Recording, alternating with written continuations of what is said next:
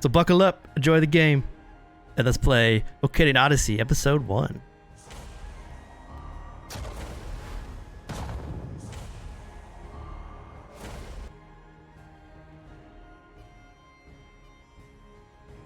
Alright.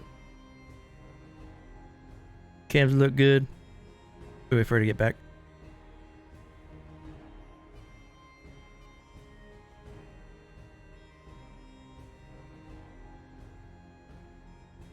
Let's get a close up of these tokens.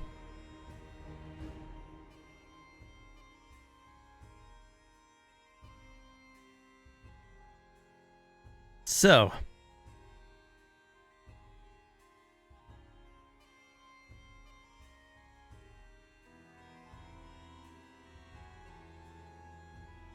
What was my stream title?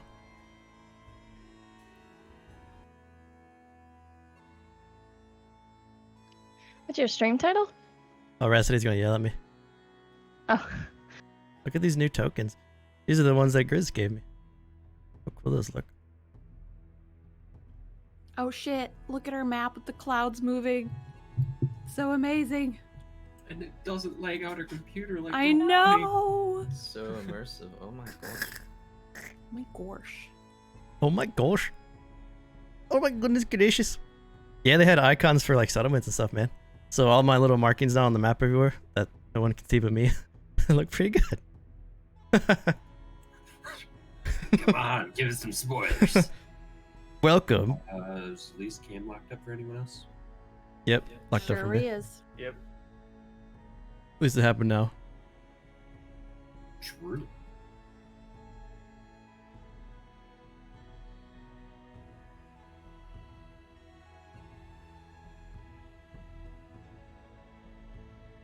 Meta wanted me to have this big green wig on and just like start the cam and see what happened. Oh, I did it again. Yep. No, the goal was to see how long it would take for somebody to say something. And it was my dreadlock wig. I thought it would have been pretty sweet, but Camera's turned on. no, not that one. I told them like 10 minutes. Alright, if it doesn't work on this refresh.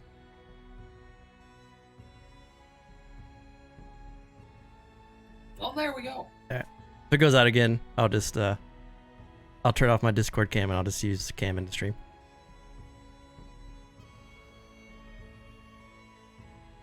So let's kick this off.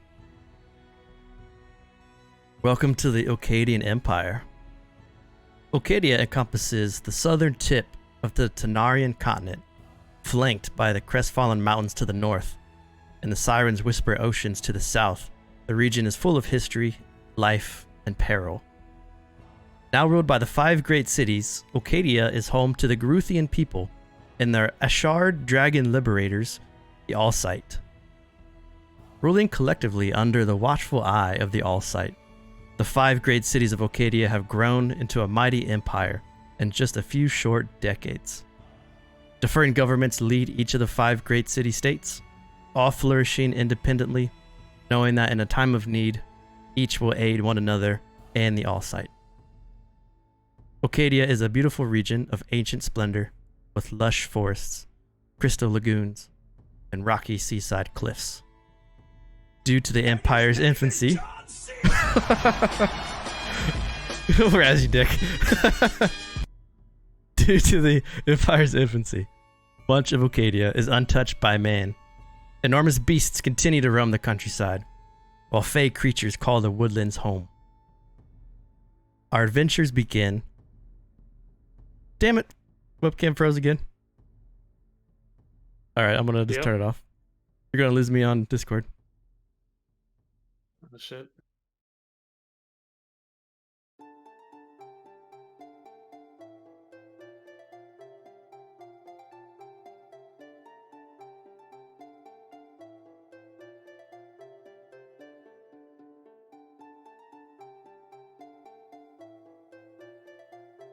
There we go. Yeah, so you just want to see my Discord, but stream's got me. Alright, so our adventures begin in the spring on the 3rd of Gwyrus, year 624. Along a simple dirt road connecting Antheria and Vropia.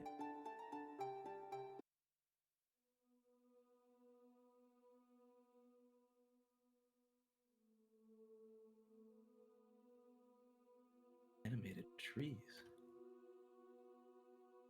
Animated flies on dead corpses. Wow. You are so along the simple dirt road connecting Antheria and Vropia. Less than a day's journey from a small town of Breus. The Valthira cow and his golem Cyril have just emerged from the neighboring trees, discovering 2 war horses slain, saddlebags destroyed, and the riders missing. Not moments after Cal approaches the horses, 2 travelers make their way north along the road, heading towards Vropia, coming into view. So, I'm going to do like a quick thing of what you guys see, and then I'm going to ask each of you to kind of describe what your characters look like. Just like quick descriptions of what the character looks like, what kind of armor they may be wearing, what kind of weapons they may have. But so, Cal, you emerged from the tree line. Your large golem walking behind you, and you saw these 2 dead horses along this very well-traveled road. And as you were walking up to investigate, you had just approached these horses as you heard chatter from the south of the road, and you turned. So, Cal, what does your character look like?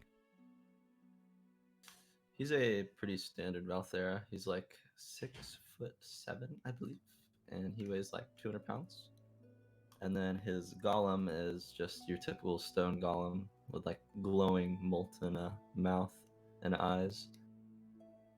And he stands about as tall as Cal does as well.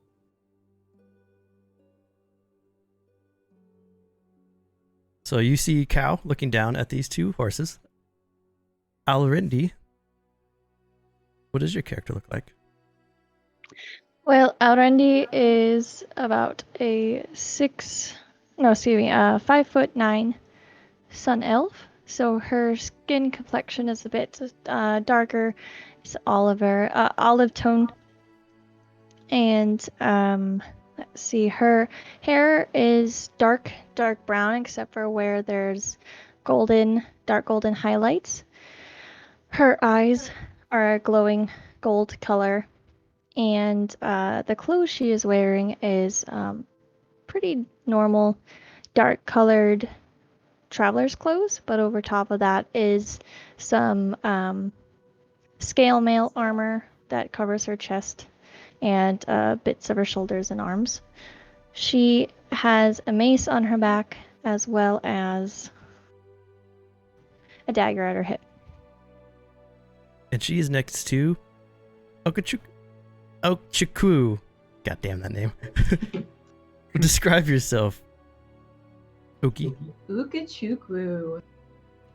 So she is a Hanawular, and she looks probably just how you're picturing, a female gorilla. She's pretty tall. She's about 6 foot 5 inches. She's about 200 pounds.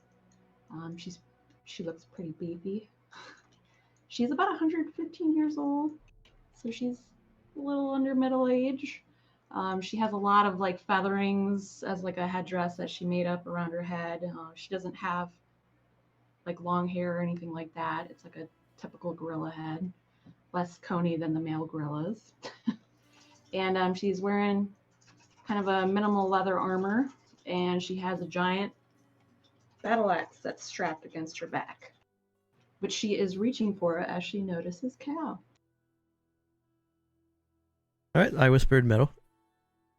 So you both see each other, having just approached. So what do you do? Aurendi would go lean a little closer to her friend, Uki, and kind of just whisper to her, it's like, do you think the lion over there had killed the deer, or the horses? She's smelling. She's just kind of looking. She's going to use her danger sense barbarian stuff.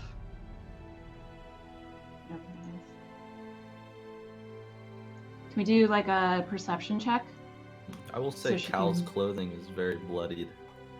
Ooh, okay. I mean, it kind of looks a little suspicious. She's going to continue smelling and then Can she do a perception check to see if there's like anything odd in like the tree lines or anywhere else? Sure.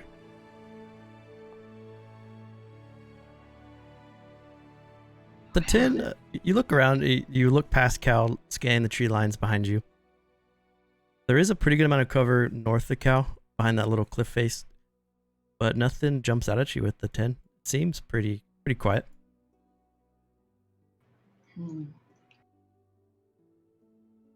Nothing's tingling. You Perhaps. stay back here. Oh, Ook is gonna go Okay. up a few steps and kind of stand up tall. You there? What's happened? Did you do this? No, I just came here. These horses were dead long before I was here. Were you rolling in them? No. Why are your this clothes is from like a that? previous injury. Do you need help? Not anymore, but I do need guidance on finding a village or a town. Truthfully, I have no idea where I'm at. You're on the main road to Vropia, and I suppose if you're going north, we can go north together. Vropia. Yeah. Sure.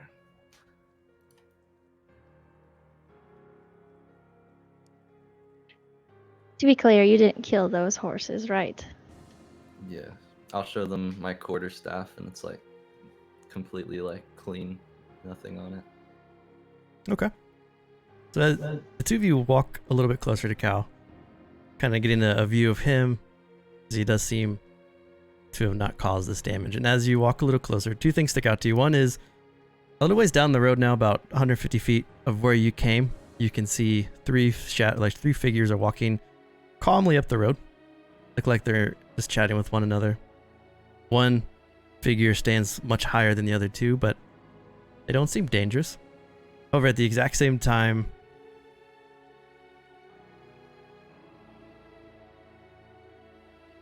it would be Cal, you're unaware, but Alrindi and Oki, you see the trees behind Cal on the ridge shudder a little bit, and you hear the crunching of twigs. Expose yourself over there. So as you turn about face to the north, Roach, Varric, and Roak, the three of you are making your way along the same road as before, and you see the Wular, the Valthera's golem, and the Sun Elf all looking towards the north, and you can spot the two dead horses in the road.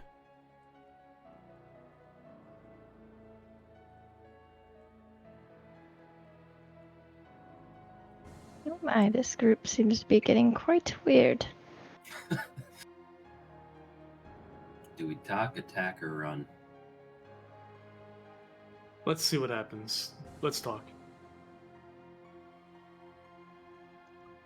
After I'll you say this fox. is dangerous.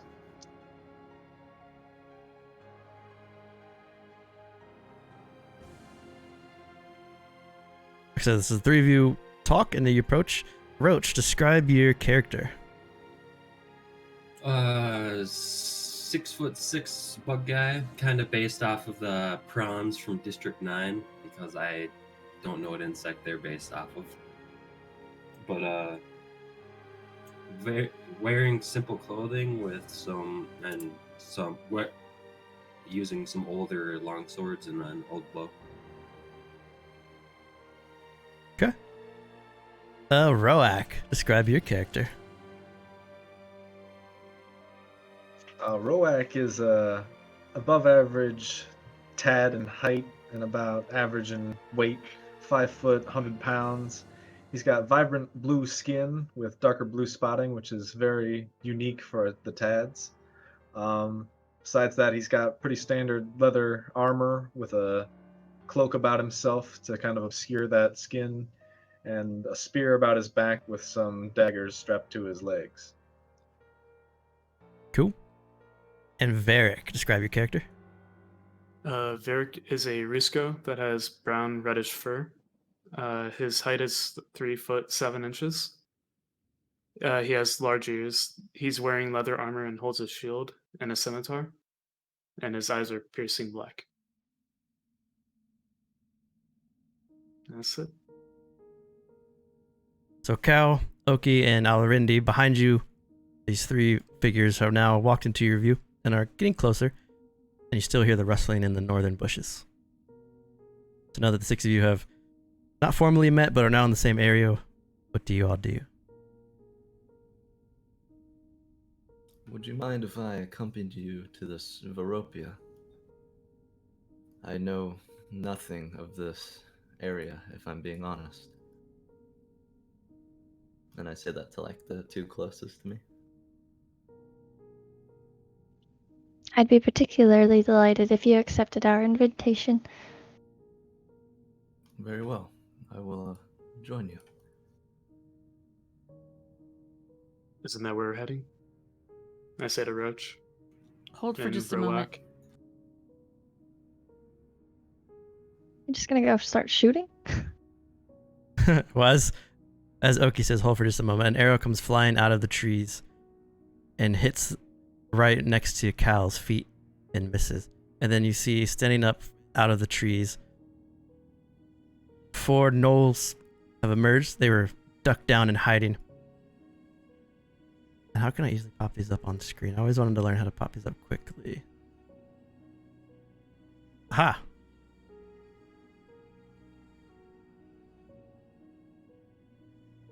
So you can hear after the arrow flies, you can hear the yips from the gnolls as they all pop out and emerge, wearing pretty tattered leather scraps of armor.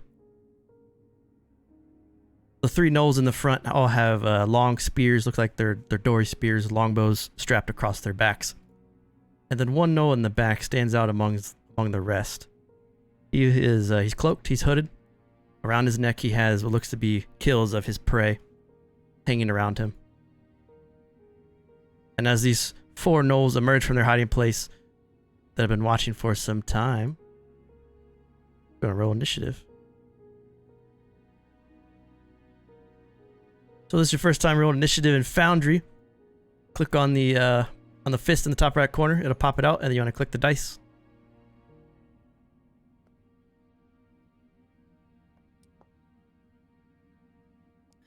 Ooh.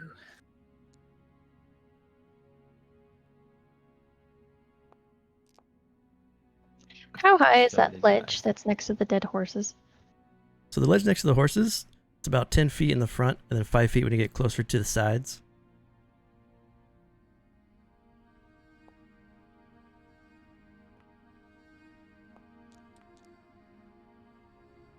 And as the group has all kind of walked up to each other, but haven't really had a chance to speak much or introduce themselves, the gnolls have attacked. Combat music is coming on. And Alrendi is up first. Alright, fake. So I'm going to...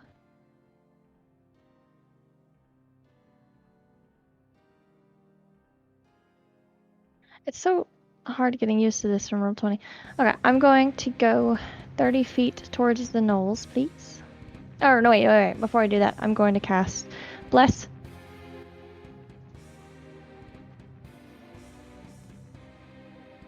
I'm going to cast Bless on Uki and Cal, and I guess the Golem, because they're the 3 in front of me.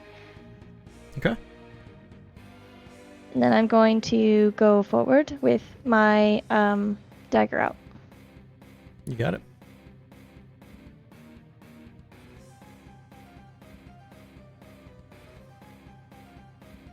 And I think that'll be my turn before I say, like, let's deal with these riffraff. So you see her hold her hands out, casting Bless, and you see Cal, Oki, and the Golem all start to shine this orange goldish glow. Then she pulls out a dagger and rushes forward. Goes to Roach. I'll pull out my bow and move forward.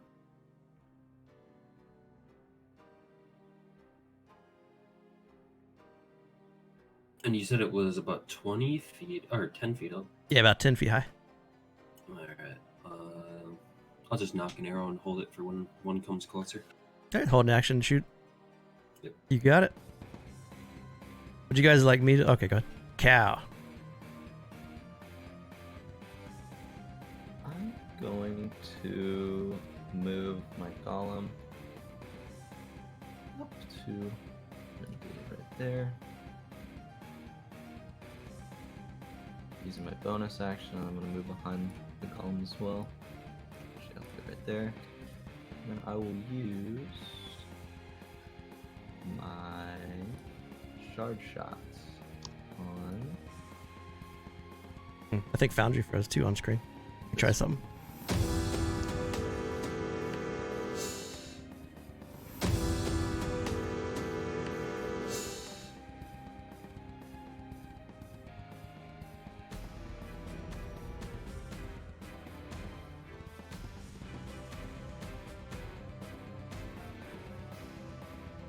There we go, fixed it. There you go.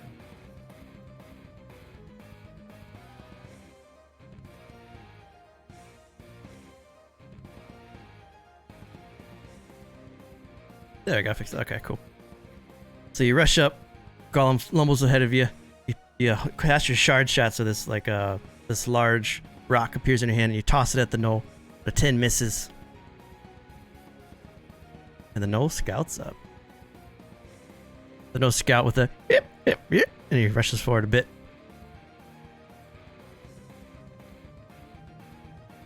He shoots his arrow again at Oki. The sharpbow shot goes out. 19. I hate. Hits you for 7 damage. He looks over his shoulder and then he yips again in Gnoll. If anyone speaks Gnoll. I do. So he looks over his shoulder and he yips. Kill the one in the Vropia colors. Goes to Roak. Alright, let's see here.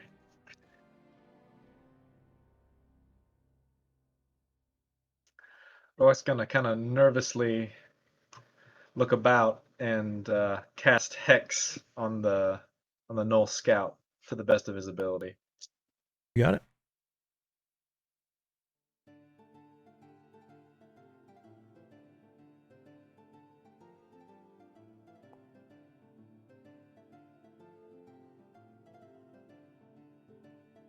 Alright, so this Gnoll is hexed.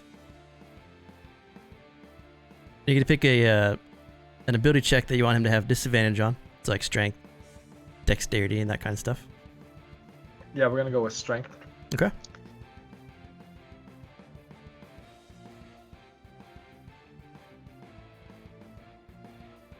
So that was your bonus And, action? I think that was about it.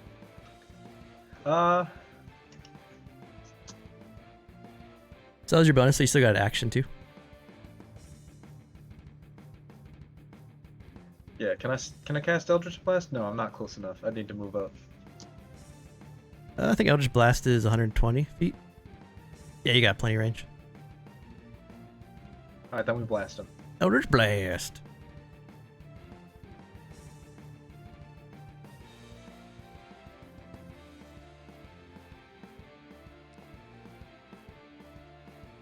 Nice hit. So 9 force and the extra 3 necrotic. So- Agonizing, if you would. Okay. Oh, yeah, I see it on there. Cool. So your beam streaks out your hand. Roak's beam is a very greenish bluish beam. And as it slams into the gnoll cries out in pain, and you can see that hex explode on his chest, almost like a puff of smoke exploding off of him. And he took a pretty good chunk of damage from that. You want to move or you want to stay there? Stay right where I'm at. You got it. The gnoll, seeing the Eldritch Blast, rushes forward.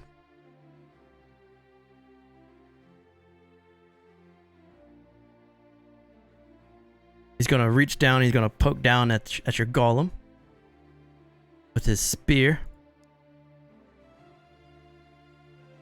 15 to hit. Just hits.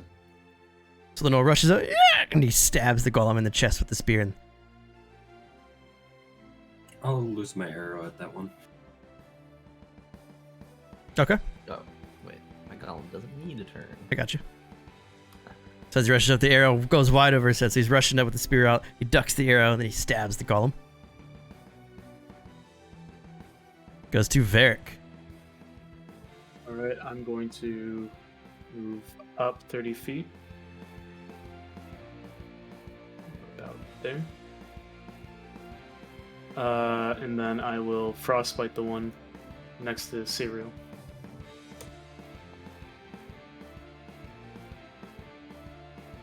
Oh, that's infestation. Shit. Nope. There we go. That's frostbite.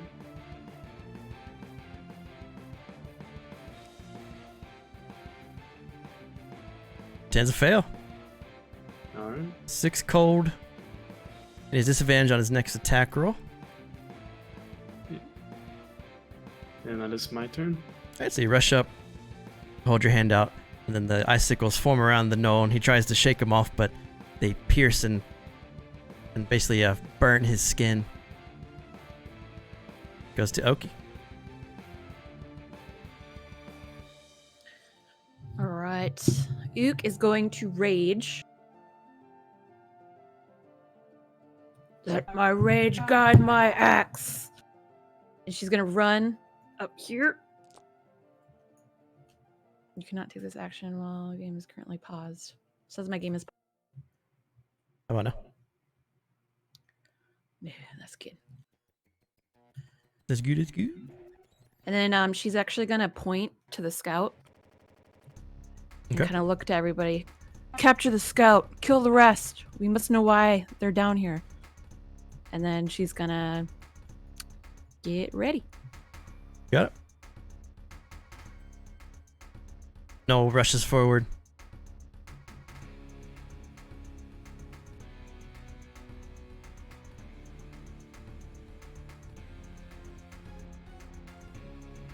It's gonna move here.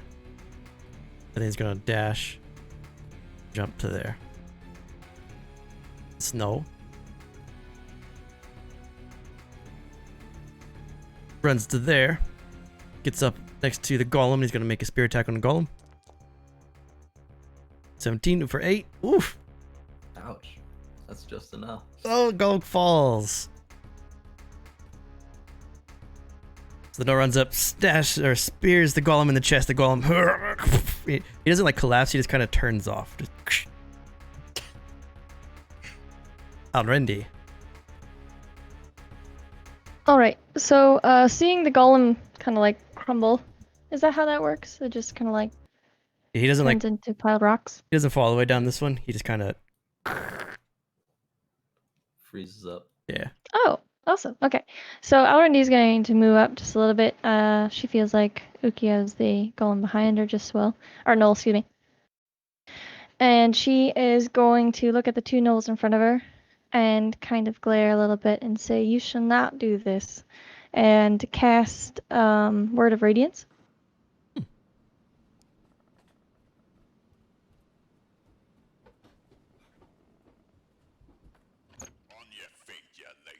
On saving throw on both of those guys. Ugh. One on the left, one on the right. Oh! A That 20 and a sucks 1 on the roll. balls. Go ahead. And then I guess as a defensive, not as a bonus action or whatever, she will look towards Call and say, "Go get the scout." And that's my turn. How do I end my turn in Foundry? Do you have the combat tracker up? You have to hit the Um, Yeah, It's that's on the the one. bottom. You got it. Roach. Or you can yell at me and I'll do it for you. What's up, Tirg? Oh. Would you allow me to do 2 bonus actions in a turn with the little arms, or is it more Little arms just are outside? kind of like outside stuff. Alright. So, I'll take out my swords and put my bow away. and I'll go behind this gnoll and stab it. You got it.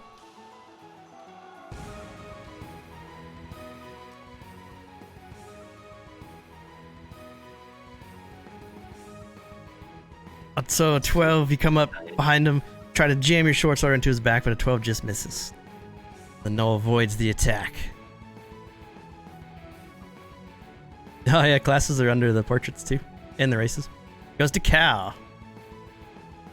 So, I have 2 people that have damage around me. I'm gonna say I'll roll this. That's 3 health to Upcheek and my Golem. So Golem is back alive. And then I'm just gonna use another shard shot on the, I'd say, So you gain 3 health. the one in between Roach and Okachi. Oh, me too. Yep. Yeah, everyone. Gotcha. 30 feet. There we go. Much better. You shot this guy right here. Yeah. You got One it. above Roach. Don't forget, you guys are both blessed. Oh yeah. 18 still hit. That goes to your attack, so you got him. So Cal lets out this loud, just lion roar. As he does, his golem kind of shakes a bit and wakes up. And then Oki, you get a little bit of inspiration from it, and then he turns and shots the gnoll in between the two of you, slamming the gnoll in the face, breaking some of its teeth. And that's my turn. Shout out to Rezrika for the 5 gifted subs. Oh, snap. Appreciate it, man. Thanks a lot. Yay! Bop It, Toro, Hot Game Boy, TTV, Mamba Tuna, and Maul Deeps. Give Razrika some love and chat. The Gnoll Scout runs to the side, slides down the cliff. He's gonna take another shot, this time at Roach. So his short bow flies. 18 for 5 on Roach.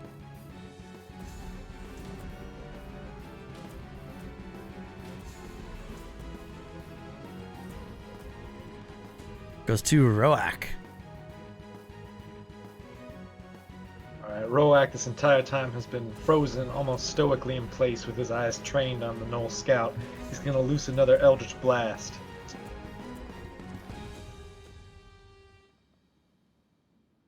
Oh, 7. So the 7 just misses and slams into the wall next to the scout, and half of the earth just collapses and explodes next to him, showering him with dirt, but misses. Yikes. After missing, Roak's gonna kind of nervously eye the tree over there and is gonna move behind it closer to Varric. All right. That's it. This gnoll, seeing that spray of holy energy, is going to now make an attack on Alrendi with the spear. 9. I misses. Goes to Varric. Alright. Guess I'm gonna do Frostbite again on the one to the right. Got it. Working. Cool. Bang. It's so much easier to click on the token than just click the save DC. That's a fail. So the icicles form around this gnoll and explode onto his body, burning him with the cold. He takes 5. And that's it. I'll move up. About there, 10 feet. Got it. Enter. Okay. Luke's gonna bang her chest in good old gorilla fashion and then slash down with her great axe. Just to intimidate him. So you roar, you come down hard with your great axe, and the gnoll sidesteps it, and Yay! it slams into the dirt next to him. We got this! Yeah. The gnoll's going to retaliate on you and swing at you with a spear into Oki. Woo! Yeah. Do we round down? So 2, Yeah, not 3? So you take 2 Okay. because you're raging. So he jams the spear into your chest, and you just flex, and it It falls out. Just Arnold Schwarzenegger that thing out of there. That tickles. This gnoll's gonna attack the golem. 13. Top of the round to Alrendi. On again. Nice.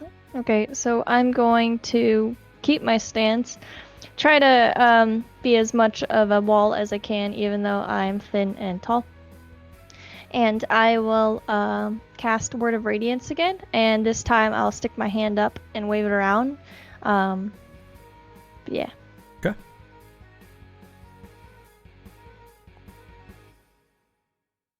Left one. Right one.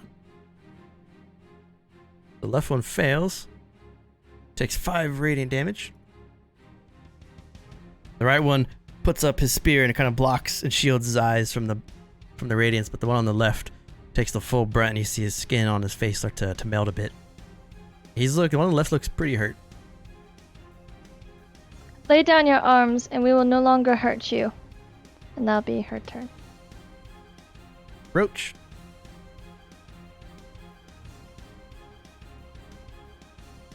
I'll cast Hunter's Mark on the scout that just shot me. Okay.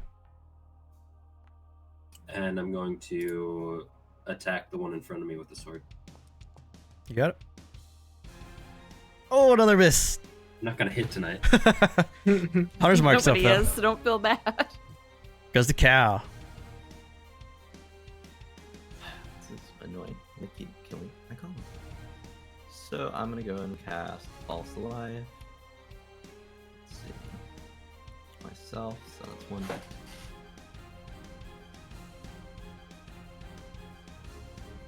That's 6. 6 temporary. 6 temporary.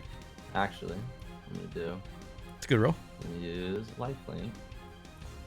You're gonna dump some into him. Okay. I'm gonna give my column 2 more HP. CV says TPK Inc. And that'll be my I turn. already called it. First battle TPK. The Gnoll Scout.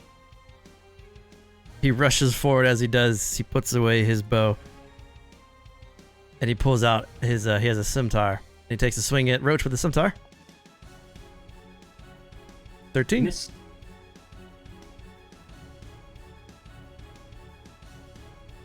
Roak. Alright. Roak is going to try once more with his trusty Eldritch Blast. Predictable, but trustworthy. Get ready for like 50 casts tonight. Oh man, I'm so ready for this. Ooh, that's a good hit. Alright. You want to roll? You want to keep the 3 hex, or do you want to roll a d6 and see what your hex turns into? Yeah, a d6 you said? Yeah, roll just a d6.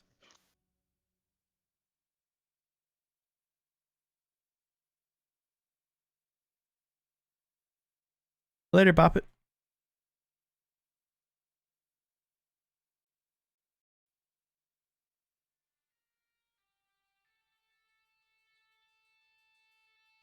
I think you see the space.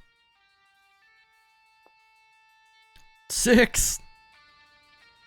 That's Oh, what yeah. you get for typing it in. Nice. So as the Elder's Blast slams into the Gnoll's chest as he swings at Roach and misses, it smashes into him, and he looks pretty rough after that hit.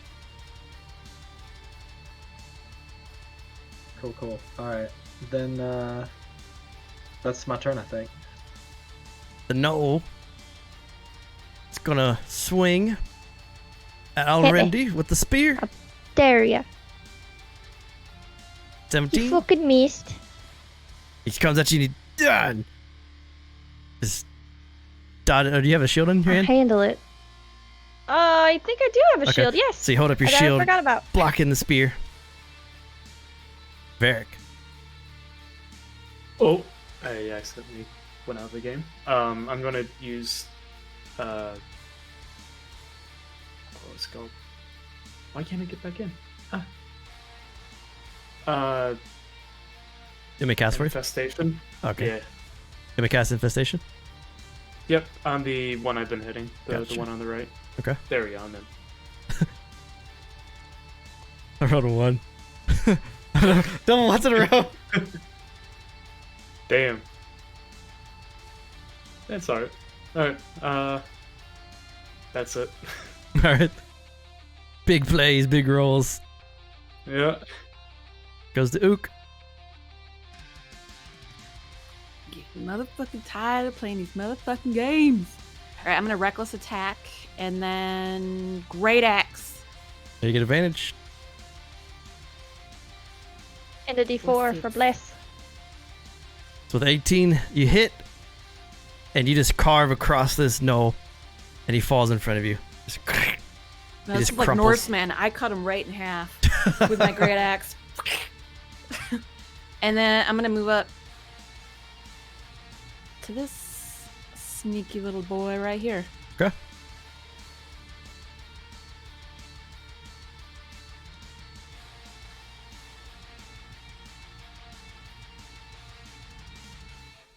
Oh, why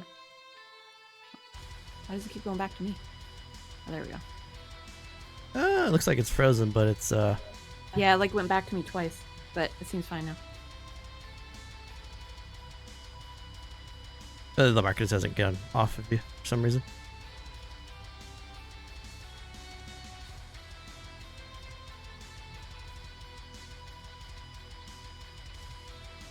Oh, there you go. It's because it was trying to find a dead body that wasn't there. So the gnoll sees this golem just keep popping up and down. He's gonna take out his spear and he's gonna stab the golem again.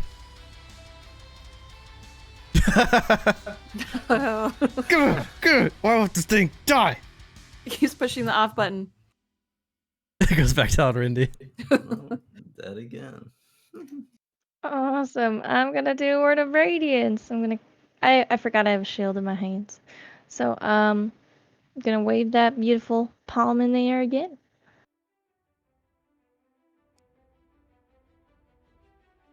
It's a good roll. That's the left one. And this is the right one. Fuck. Oh. Okay. Yeah, no, that'll be the end of my turn. I'm good with that. Roach.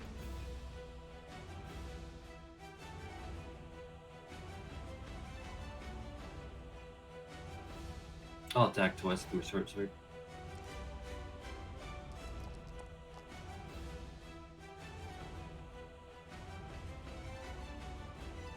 So with a short sword, first attack comes down, slices through, then the second attack comes across and slices, and you drop the scout right in front of you. The scout falls, crumples.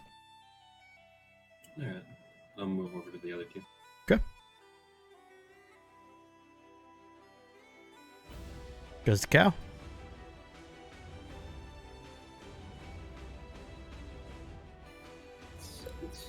I don't really have to worry about these guys anymore. I'm just gonna use shard shot on the one above my column. 10 misses. Pass a D4.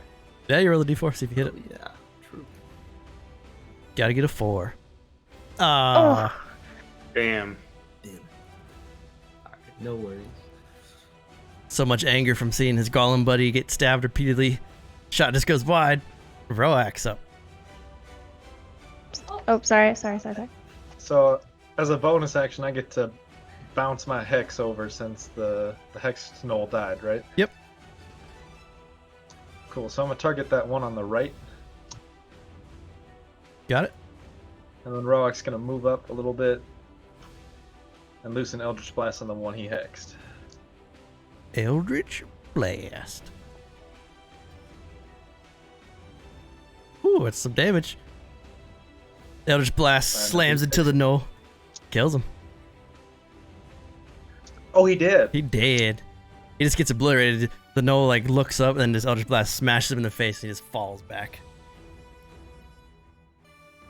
All right, that's my turn.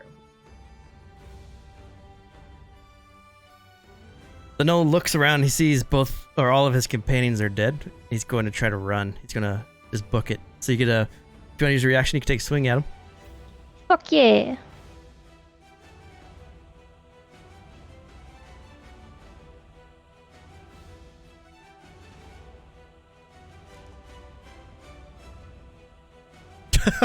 So as he turns to run and he starts to run, you just Non-lethal take blow. you take your dagger and you slam it into his back. He's pretty rough, but he's still alive. Damn. And he gets to about there. Goes to Varric. Move up 15, and I'm going to vicious mockery him. Okay. And say, "Get back, you're stinky." He runs, he looks over his shoulder. It's almost like he didn't understand you, and he just keeps on running, passing the save. All right. That's my turn. Goes to Ook. We can't let him go. She's gonna dash. Oh, I fucked that up. So. Right. 30. There we go. That was harder than it needed to be. Goes to Alrendi. Okay, I see the dead, dying scout over by the horses, and I heard Uki shout that we can't let him go, and she ran off. So, I'm gonna go chase after him in the woods. How far can I get? To 30 feet towards him? So that's your 30, and if you want to dash, you can get right next to him.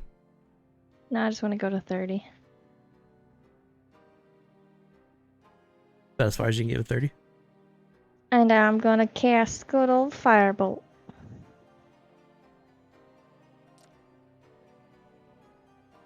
Miss, yes. 13 just misses.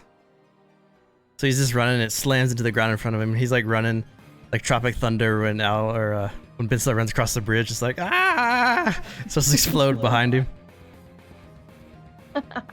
Because the roach. I would have assumed that I probably heard non-lethal, so I'll take my bow out and shoot his leg. Okay. Non-lethal. Yep. Oh, Yes. miss! Another arrow misses. Jesus. This God, gnoll is I'm gonna hopeful. live! I wanna live! Goes the cow. Keep in mind you can't non-lethal spells. Yeah. Didn't know that. Taking out a weapon is a bonus action, right? Let's see.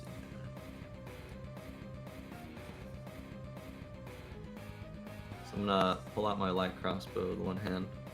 So I'm using a quarterstaff and no other shield. And then fire off a crossbow shot at him. Another miss! Live, no! Live! No, you're okay. No fire in the woods. I guess that's all I can do. Fortunately. Goes the rock.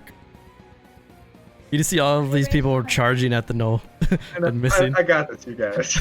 Hold on. For good measure, that hex is going on there for a dex disadvantage, and we're gonna take aim with that agonizing blast one last time. Come on. Come on. Okay. So I roll that twice. So with 18, the gnoll is just running, he's dodging arrows, and all of a sudden this Eldritch Blast just slams into the back of his head. And he just falls and he's like re-rolls over dead. And the gnoll is gone. Okay. I did. He's dead. And combat is over. So now the 6 of you are standing in this field surrounded by dead gnolls, these 2 dead horses on the road. Can I cast Spare the Dying on the scout? You want to try to bring him back? Yeah. Yeah, you can try. Okay, I'd like to cast Spare the Dying on the scout. From Oh, the scout. I killed this guy. Can I I hold him know. up by his leg when she casts that? So you hold him like this? Yes. Okay. So he can't run. Yeah. Not that he will, but. Cast Spare the Dying. Chicks with the Titanic flute.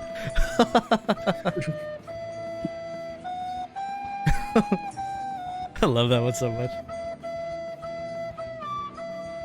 From our time in this area, are there normally bounties for gnolls? So for everyone that's kind of used to this area and that's traveled here before, gnolls don't come this far south from Vropia. They usually get stopped by the Imperial Dragoons. So it's very strange to see a group of gnolls this far south. Alright. If you spare the Are there dying, bounties for 'em? No, people usually don't see him and don't worry about him too much. All right. The gnoll is stable. He's unconscious, but he's stable. Uki, bound him up, please. I just drop him right on his face and then tie him up. With my Don't rope make and my me have bag. to cast it again. It was only a foot. He's not gonna die from that.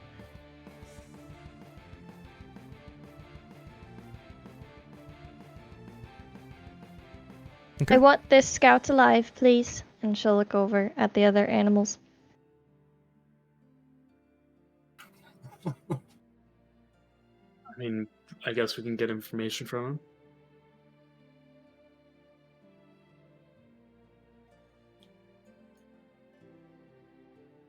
So the gnoll is unconscious and he's tied up. Six Can of I- you look pretty good. You know you're about a couple hours from the town to the north. But you still have a lot of daylight left. So what would you all like to do? Can I search like his body for like a insignia or anything like that? Yeah, make an investigation check. Frog, is it? What is your name? Fuck. Surely you're not addressing me. I'm sorry. I think you might be the only frog here, so I am. I assure you, miss, I am no frog. Well, whatever you are, I'm sure we can understand later. Would you like to go investigate the gnoll that you had just killed over yonder? Very As- well.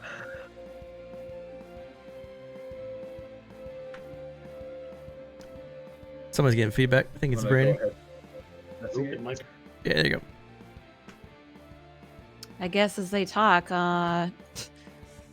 Ook is gonna shake the gnoll upside down and see if anything falls out of his pockets with that terrible investigation check. So while you're looking through the gnoll that's tied up, you find a Vropia sigil, which is a sigil that a lot of the Imperial Dragoons, those that walk the boarhide wall, protect the desolation against the desolation, falls out of his pocket. So he would have had to have taken this from a Imperial Dragoon soldier. And then a couple of silver pieces fall out. Only 4 silver and 12 copper fall out of his pockets and just fall around him. And some of his arrows that he had left. So if you're trying to collect some arrows off of the gnolls that are left, you can pull about 30 arrows in total to divide up however you want to as a group.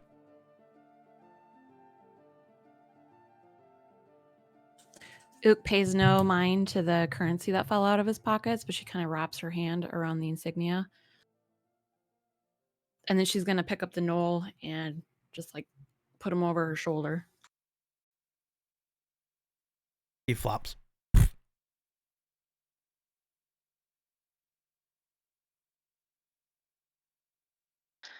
Valtherian? What, Cal, was it? Yeah. Do you need assistance with your, golem? No, he'll be back later. Alright.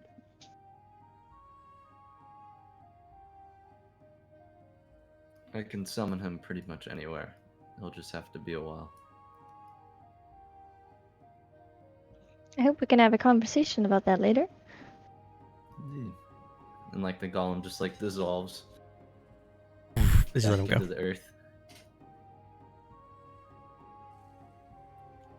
I would like to thank you all for your assistance. And not Very killing this fortunate. one too badly.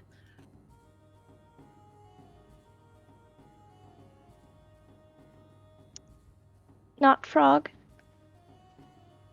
Oh, I'm sorry, am I being beckoned? Sent forth, actually, but Miss, I assure you I'm not a frog.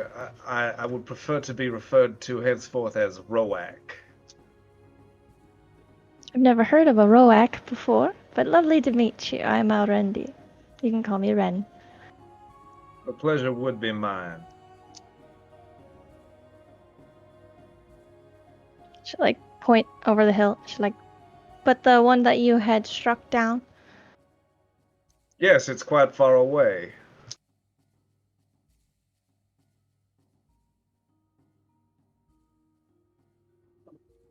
Right? I'll go get it.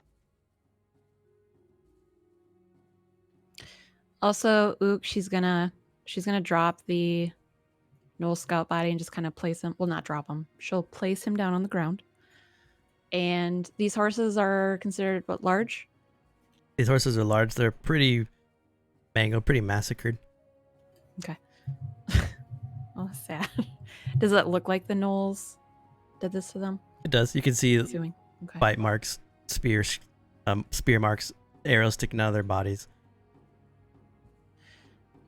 So what she's gonna do is she's gonna do the best she can, but she's gonna gather up the horses and bring them to the side, and then she's gonna do like her like respectful laying to rest. She'll like close her eyes and then say like a little ruler thing over them to put them to rest. Okay. And then she's gonna put some flowers over their bodies, and then she's gonna go back and pick up the Gnoll Scout. And then she's going to say, and she's going to look over at everybody. As much as I'd like to introduce myself to everybody, gnolls this far south is not good news. You guys are more than welcome to join us, but we must make haste to Vropia.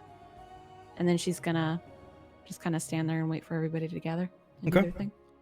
So as you're doing that, Rin walks over to the dead gnoll that got kind of far away. And you walk past all these broken arrows, marks in the ground from misses. And then you walk up to the gnoll, and the gnoll's head's been knocked off its body from the Eldritch Blast. So it's just laying there in the mud. She will gingerly place the head next to the body. It'll almost look like one piece again.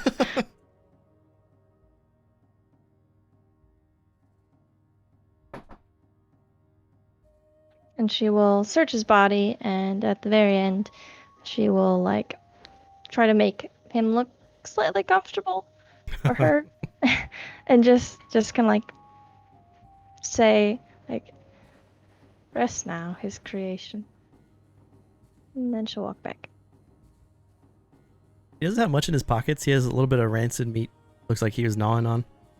And three copper pieces that he kept in a small pouch.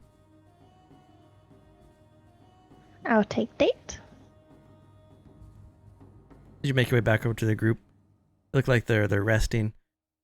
And Ook is saying the prayers above the horses as you walk up. I'm just standing on the road waiting. So are we all headed north to Vropia? I suppose, yes.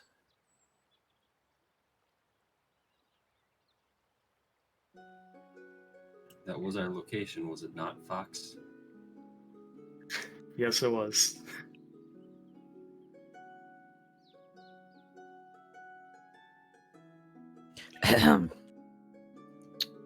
Ook looks over at Elrindi and just kind of nods her head north.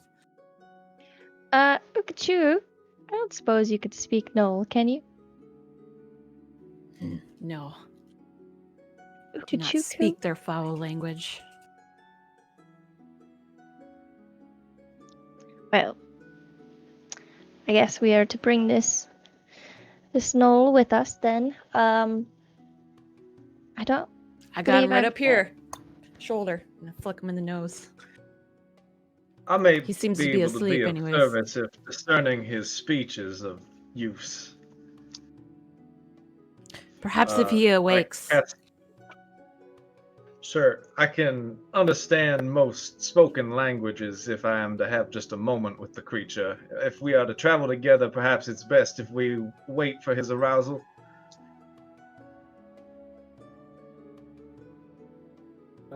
Yes. If we can get him to Vropia, we can get answers from him. Very well, it seems we are in agreement then. We shall proceed. All right. So do you guys want to take a moment to like talk to each other on the road, or do you want to go right to the village? Talk Yeah, on the we road? can talk. So you start to make your way north along this dirt road. It's a little past midday, and it is spring, so it's a pretty cool breeze, about 70 degrees or so. Very comfortable. But the six of you are now walking together along this road as Ook is carrying the gnoll on her shoulder. And you have about an hour or so till you get to the city. Country roads. Not to Vropia, right? To the other To city. Breus. Okay. Small little hamlet. Yes. Wake up on our way there. Well, we don't know yet. He's not awake yet. We're talking. Yeah. Oh.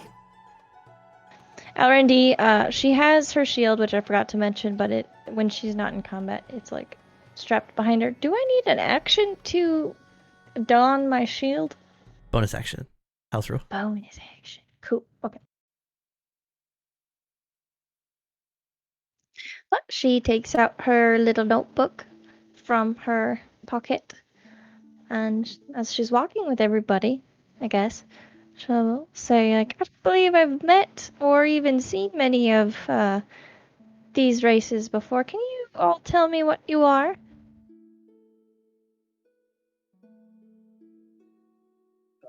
Yeah, I'm Varric. I'm a Rusko, I guess.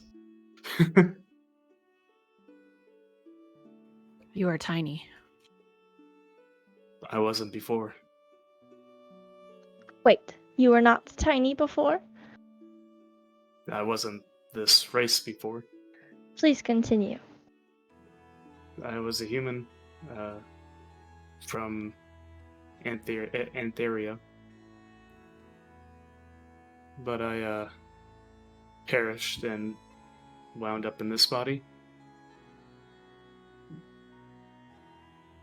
And how did this happen? One day I ran into I saw my house burning down. I had 2 children inside, or so what I thought. I ran inside trying to find them and died inside.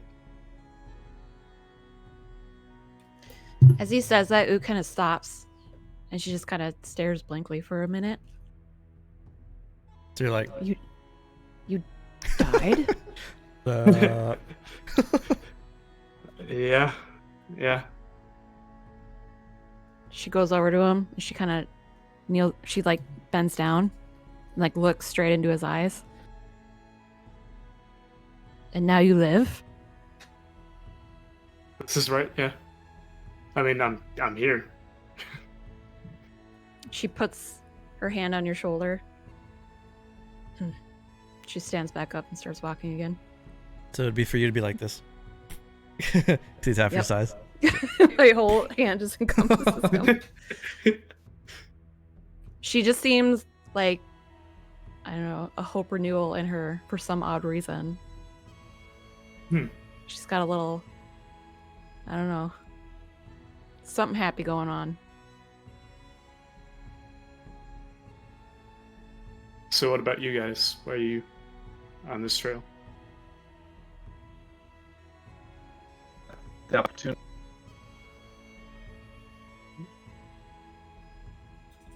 Well, we're heading north, of course.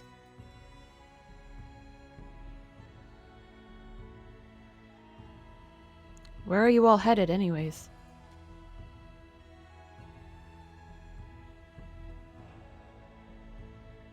Anywhere with some books.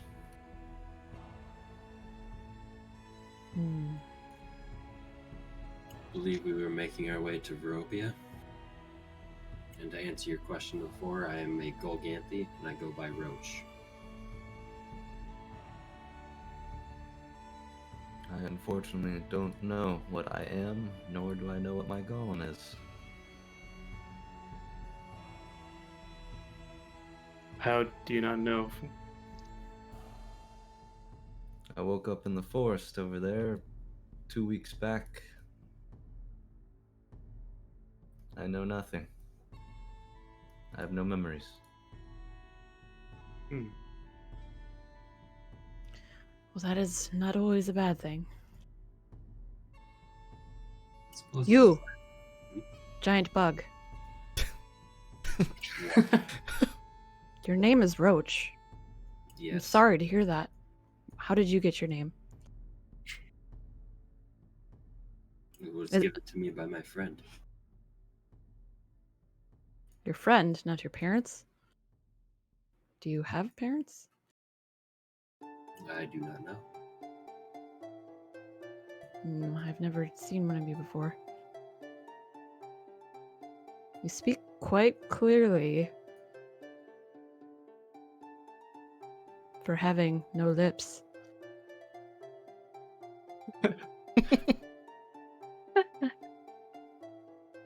Lips have nothing to know with what comes out of your mouth. Some species have or speak with different parts of their throat. Interesting. On Oak's shoulder, you hear. The gnoll starts to stir. She kind of like hits her shoulder off and then he slumps down onto the ground. You put him on the ground. Yep. There, he starts to wiggle and roll. Seems our guest Are is you awake? She's gonna kneel down to him and kind of lift his head up. Why are you here? How did you get down here? He starts to. She turns yip his at head you. towards Roic, so if he speaks, he can understand. I cast comprehend languages. Okay. I need a short rest afterwards. It's fine. So as you cast comprehend languages, All right. and the gnoll's yips turn into a language that Roach and Roach can understand. And as soon as it kicks in, and what you've been hearing this whole time, Roach, is the gnoll is saying, "I'll kill all of you on the wall. You are just another one that will fall before the blade. The Grey Bones will exterminate you all."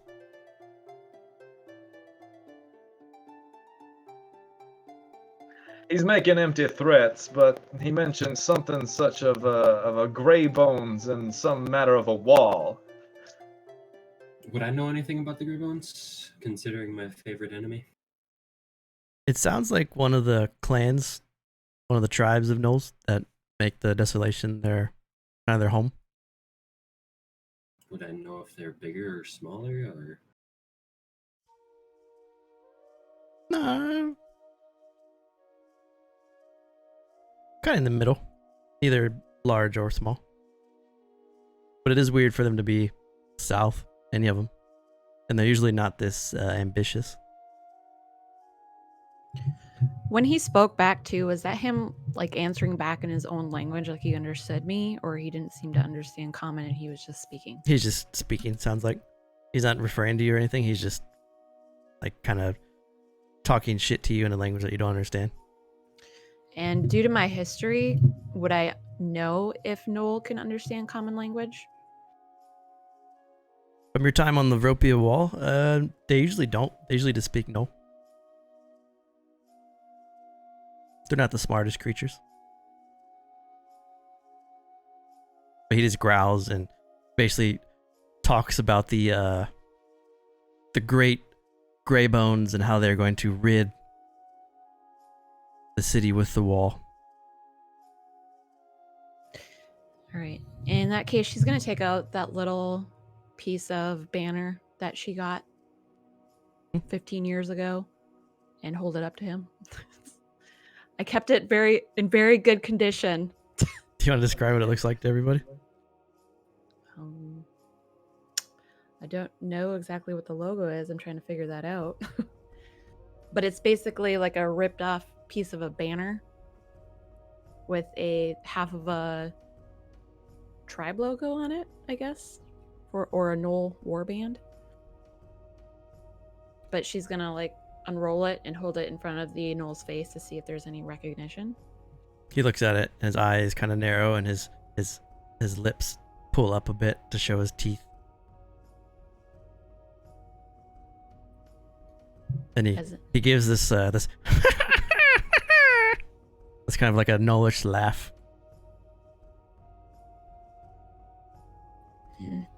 Can any of you speak his language?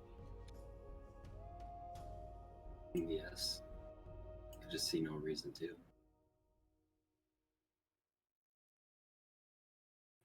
What would you Ask say? him if he Am knows I what this coming is. through audio wise now? Sorry.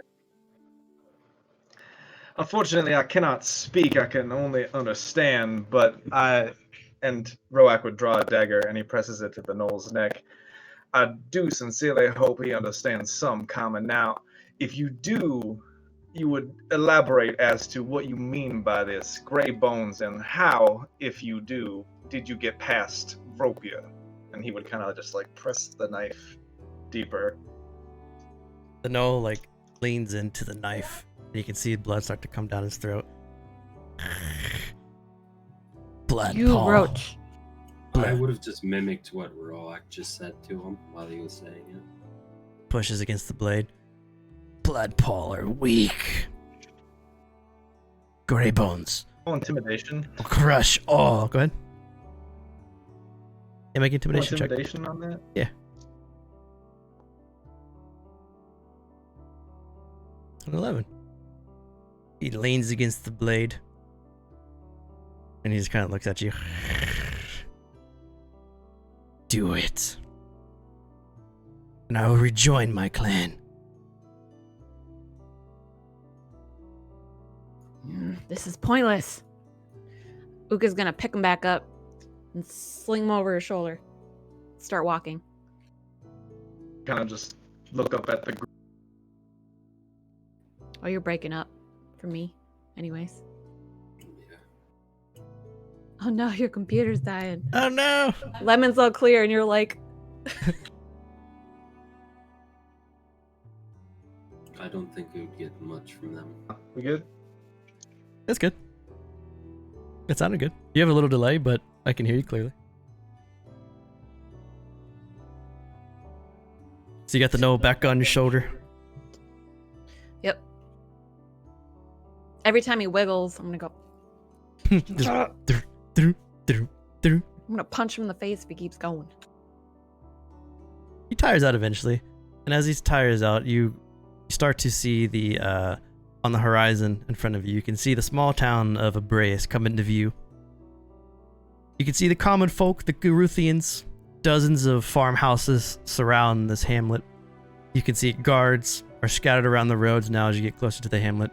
They wear the bronze cuirasses with their arms out. They carry shields and dory spears, very much a kind of a Spartan-like attire. As you make your way into Abreus,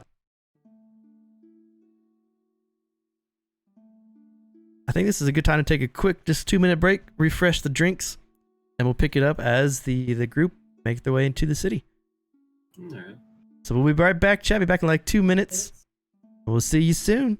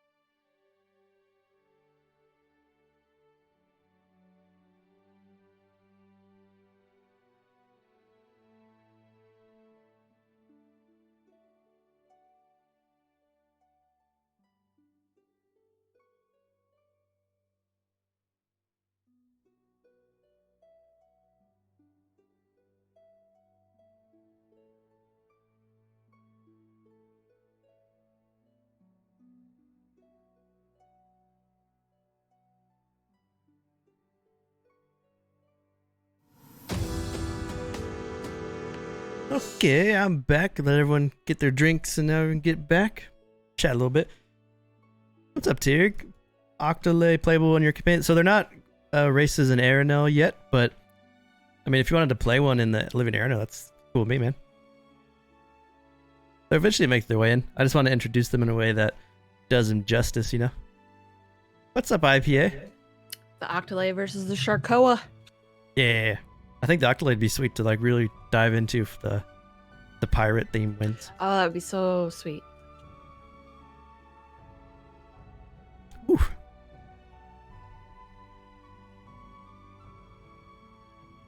I've been talking with IPA about getting him in a game too.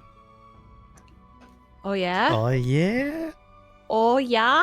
Oh yeah. Drinking on a Saturday. Cheers, man. Oh yeah. Eh.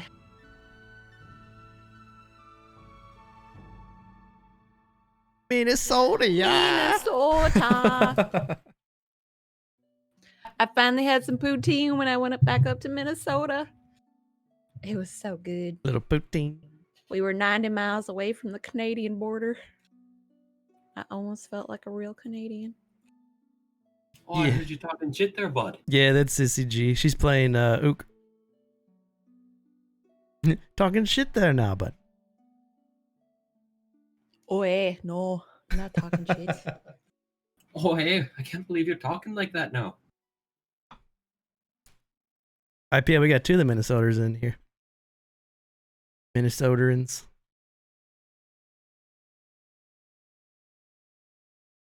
If I make a human character, which I probably won't next time, I'm gonna do a Minnesota accent. Can we do the super? Oh, God, we both got to do it then. Just be like teammates. Oh, hey there, bud. We'll be like Vex and Vax, but like the fucking Fargoians. Sister. That's Why hilarious. don't you know? Why don't you know now?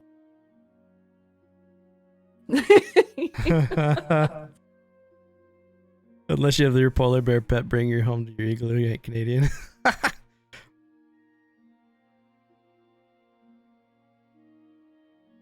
Later, revert, man. Fargo, Vax, and Vex. You're a West Coast, aren't you? Sorry to hear that, bud.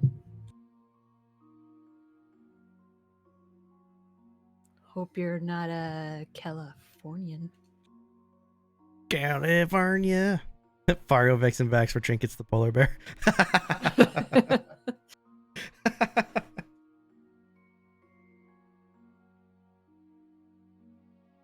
That's so good. Not sure what's up with Sable's thing.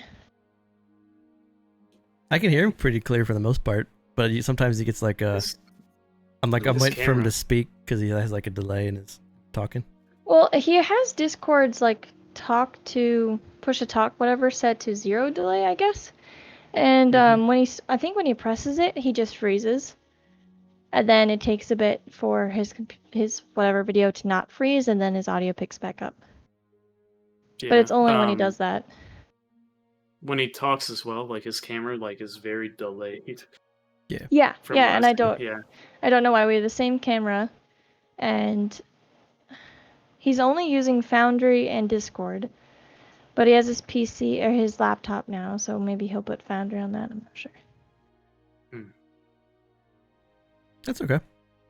I'll make it work and then we'll figure it out next session.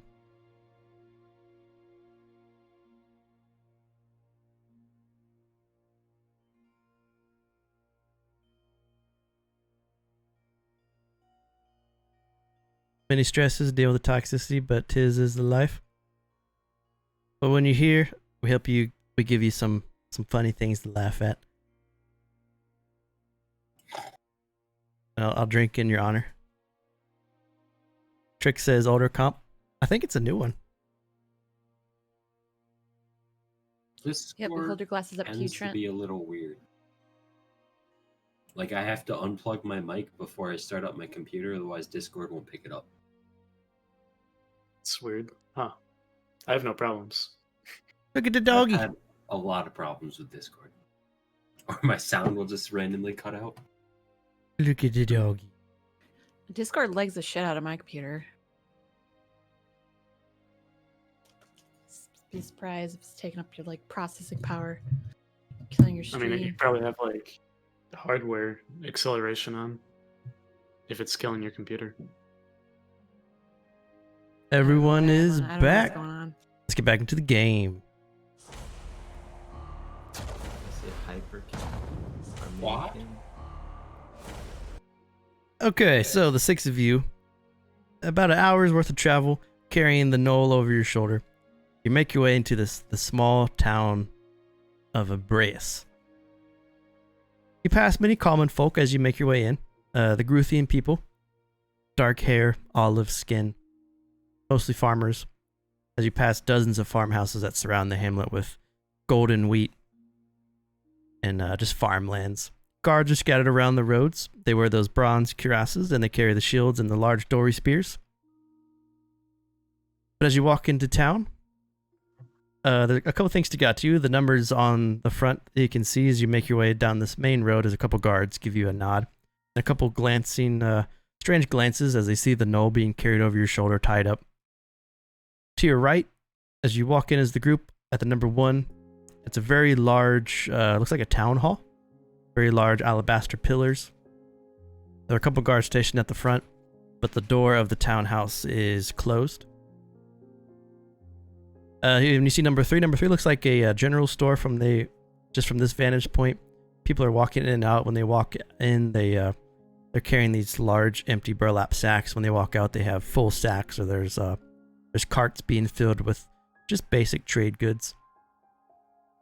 And then number 2, you can see a sign that sticks out, and it says, "The Magnificent Magistry, Oscar Ackner," and it looks like a magic shop. Wait, sorry, which one was that? That's number 2. But you also hear a very loud, almost like not like a ruckus, but like people are having a great time. And as you come around the corner there, you can see number 4. It looks to be a very large 2-story inn. And you can see people are sitting outside laughing and talking. There's hitches, and they have their horses hooked up to the hitches. They just look like they're enjoying themselves as the day is starting to wind down now, and people are coming back from the fields and looking to get some, like to drink the day's labors away. But you stand now in the courtyard of a brace. What would you guys like to do? So, since Ook has been through the city before to go to Entheria, would she know where like the jailhouse is? That wasn't number 1, was it? Number 1 has a very small jailhouse in the townhouse, and it's like a half townhouse, half barracks. This is a very small hamlet, so they don't have a large guard presence, but that's where many of the guards go. It's the barracks in number 1.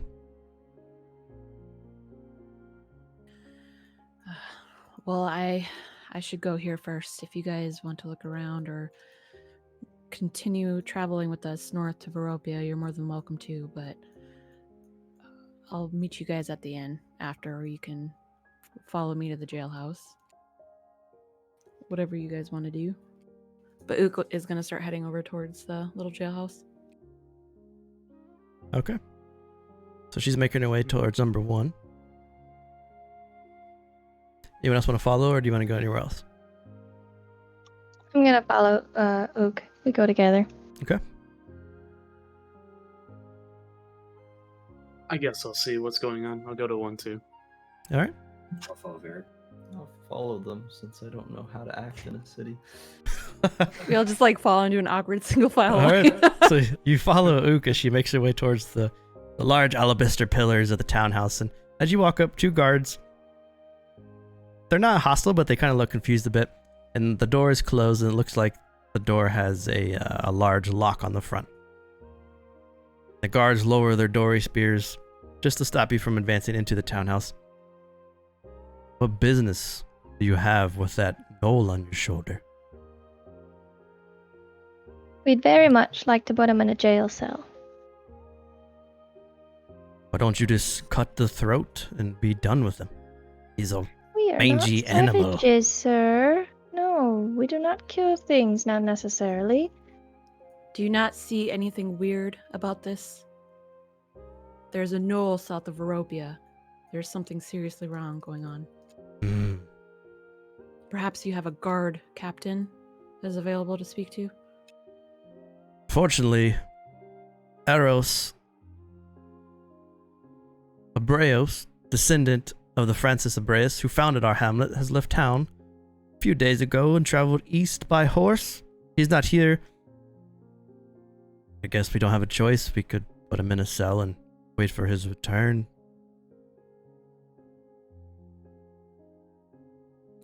Well, if anything, we mean to make rest here for the night. If we can keep him in a cell, that would be best.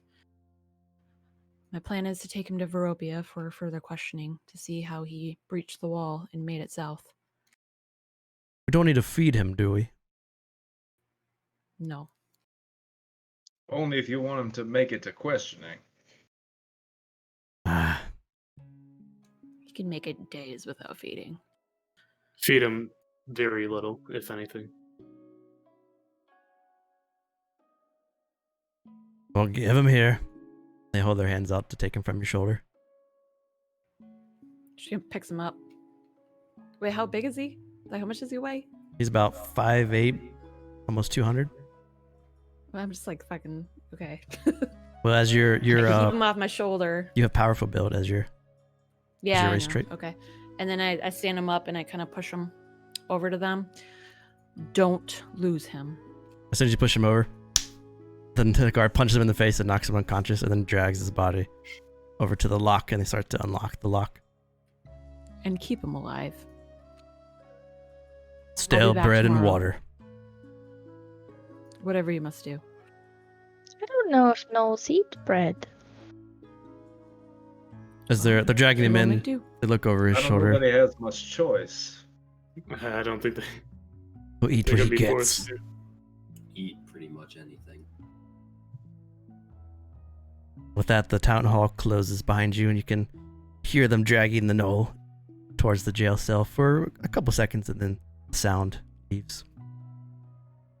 Now, the six of you are outside the townhouse. A couple people just making their rounds for the day or making their way into the town have stopped and looked over, kind of curious, but are now starting to scatter away.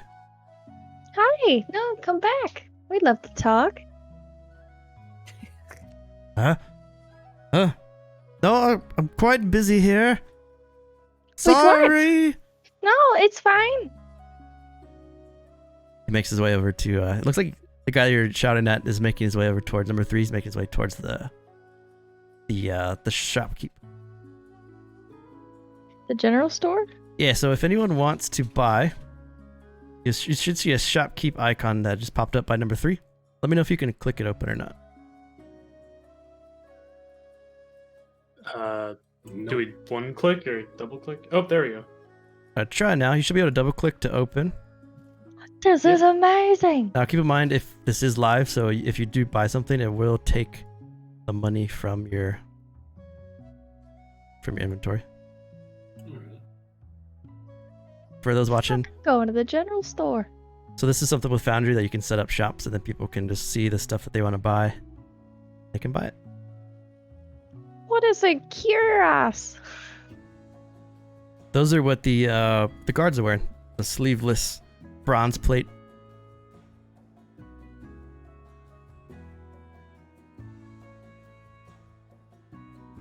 Are there any trees? Just like in this courtyard area? Nothing in the courtyard, no. But there are a couple on the outskirts of town. I need a tree. There's a couple on the outskirts if you go. I'm not going out of town. So the shopkeep is here. If you want to buy anything, just let me know. He sells all the Ulkadian Erenel equipment. And then some basic stuff like arrows, torches, backpacks, and sticks of incense, because incense are a big thing here.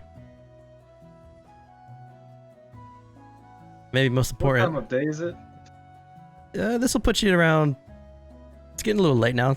Maybe 5 to 6 in the afternoon. Sun hasn't quite set yet because it's spring, but you got a couple hours left of daylight. Ugh, a stick of incense? Is that 0.2? He's got soap too. Yes, that'd be Ooh. 2 Need silver. that. Fucking want soap.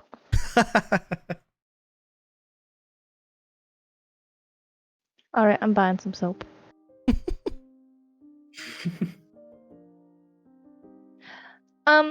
Excuse me, shopkeeper. Yeah, yes? I'm very much interested in your bronze. I don't know how to say it, cuirass. Yes. Made from the finest Ulkadian bronze, mined by the earthbound dwarves themselves. Yes, it does look pretty interesting. Now, with the modest armor I'm wearing, this lovely scale mail that I have received from my fellow sun elves in Antheria, how much would that trade for this bronze armor that you have? They're very much similar. Scale mail against Ulkadian bronze? I'll give you 40 gold for it. Made by sun elves. Yes, I'm giving you more than it's worth. I do not believe that you can see value truly well, but that's all right. I'm Well, sure. will kind of chuckle to himself at that assessment. Now, if it was made by Ulkadian bronze, then maybe you would get more, but unfortunately, sun elves do not know how to forge properly. She will look at this innkeeper or shopkeeper, He's a and she Garuthian. forces a smile. Garuthian. Yes, well, I understand. That's it. Ren, I wouldn't bother. Everybody's quite isolated here in this little hamlet.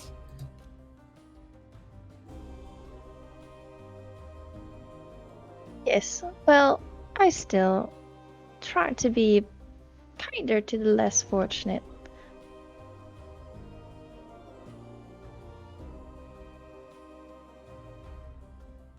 They don't really seem to have a library here. I guess I'll just have to wait till Vropia. You can look at the magic shop, maybe. Stand by what I say. Dude, I want this buckler. Fucking nice. It's so nice.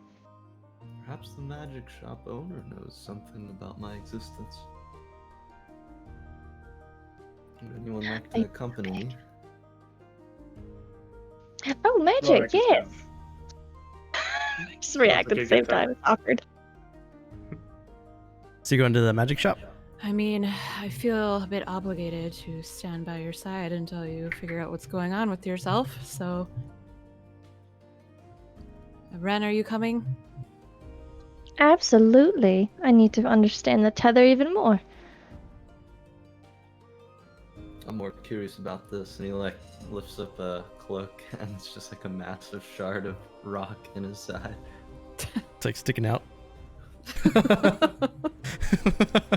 Wait. Walking around with a rock That's- in his side. Oh god. So we just saw that? Yeah, He just pulls it lifted out. up his shirt, like scratched it, like Nah, it's just like impaling him. It doesn't hurt. Yeah, Rock would like weirdly enough. visibly pale at the sight of just the what appears to be a horrible injury. So you look like a sky blue versus a royal blue. Yeah. What color is your shard in your side? It's like a silver and red glow to it. It just like pulses every few seconds. That is just a little eerie, but if you say you're okay. He does make wondrous creations, and she'll just kind of like ponder at Cal and smile, like, all right, keep your secrets. I'm tempted to poke it. Oh, on our travels, you guys probably noticed she has tattooed eyes on her palms. Not like really awesome eyes, but just like a standard drawing of eyes. As you approach the magic shop, the door is closed. The door looks to be locked, and there's a note on the front. And it says, "The great Oscar Ackner can be found at the Rising Dawn Inn. Shop is closed for the day." Well, it appears we're on our way to the Rising Dawn Inn. What time is it, anyways? Time to go to bed. Still about 5, 6 in the afternoon. Roak is visibly weary from expending his only spell slots.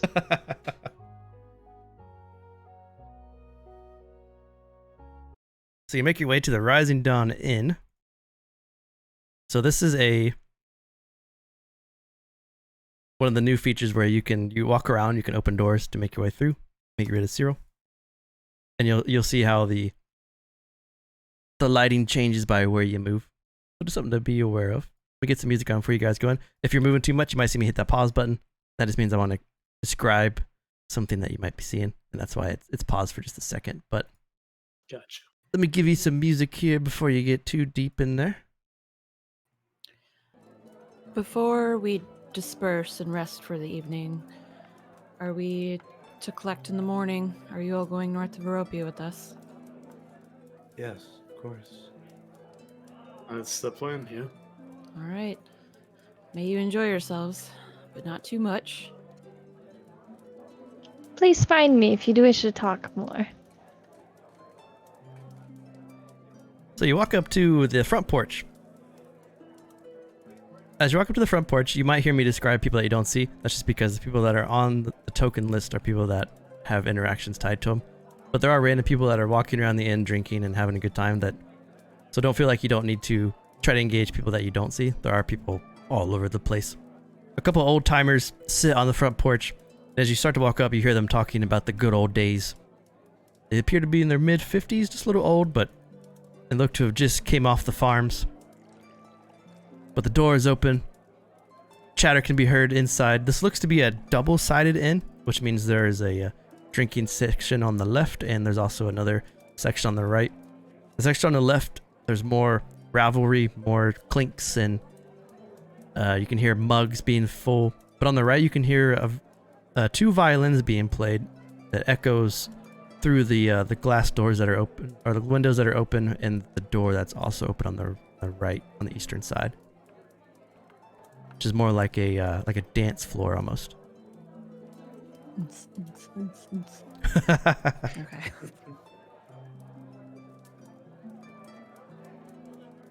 Yeah, feel free to move around.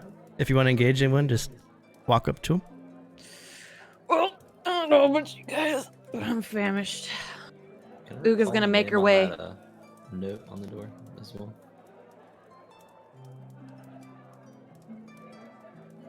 Any of these guys shopkeepers? So stepping in here, you're in the western tap room. The inn's tap room is divided into 2 sections, divided by a large fireplace that is lit, keeping the inn warm. The western tap holds the main bar and looks to have direct access to the kitchen, as you can smell stew and baked bread coming from behind the bar onto the left side. Behind the bar is an older gentleman. He doesn't look to be Gruthian, but he put maybe a mid-50s. There's a woman who walks around who's serving drinks. She's younger, has blonde hair. And there's a large orc in the corner there who's standing there as if he's a bodyguard or some sort of muscle. And then there are people just sitting at tables enjoying themselves. The barkeep looks not bored, but is visibly frustrated.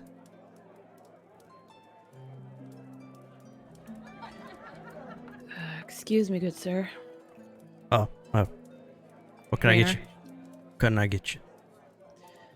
Could I get a bowl of vegetable stew and a large glass of water? Hot water. Hot water? Sure, I suppose. 3 silver for the meal and the drink. Rooms are 5 silver a day.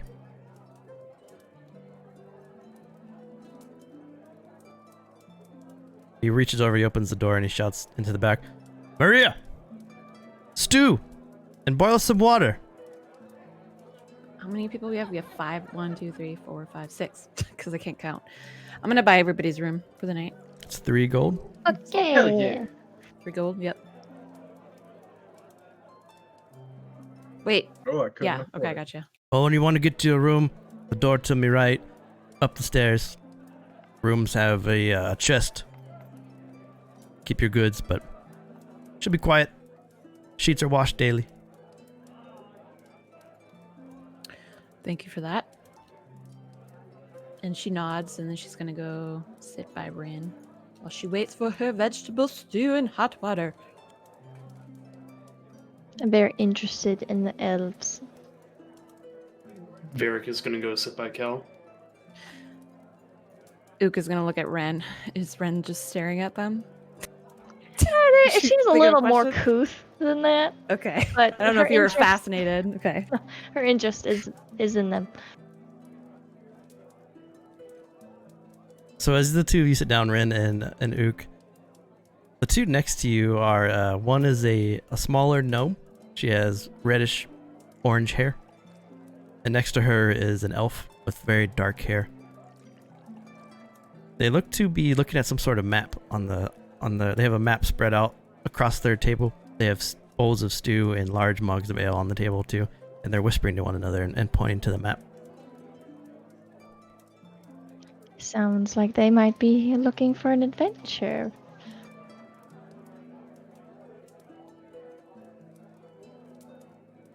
Oh, ooh, did you get us a room? Yep, I did. She explains the directions of where they were. 'Cause I forgot. Right. Yes. The rooms will take you out through here. If the others ask as well, I got them a room too. Oh, that's very kind of you.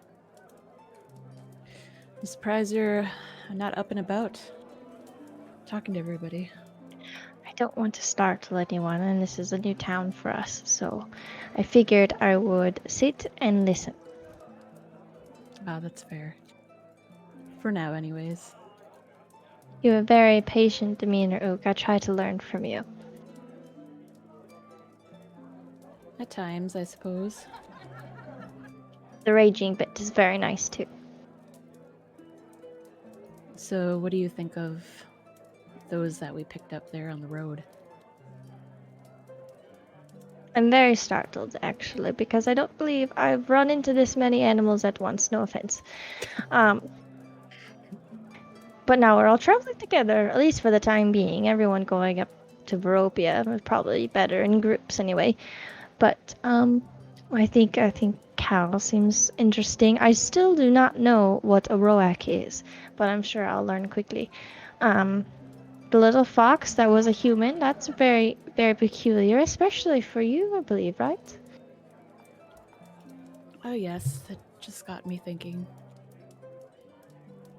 Don't tell him, but I'm not a fan of roach. I don't really like bugs.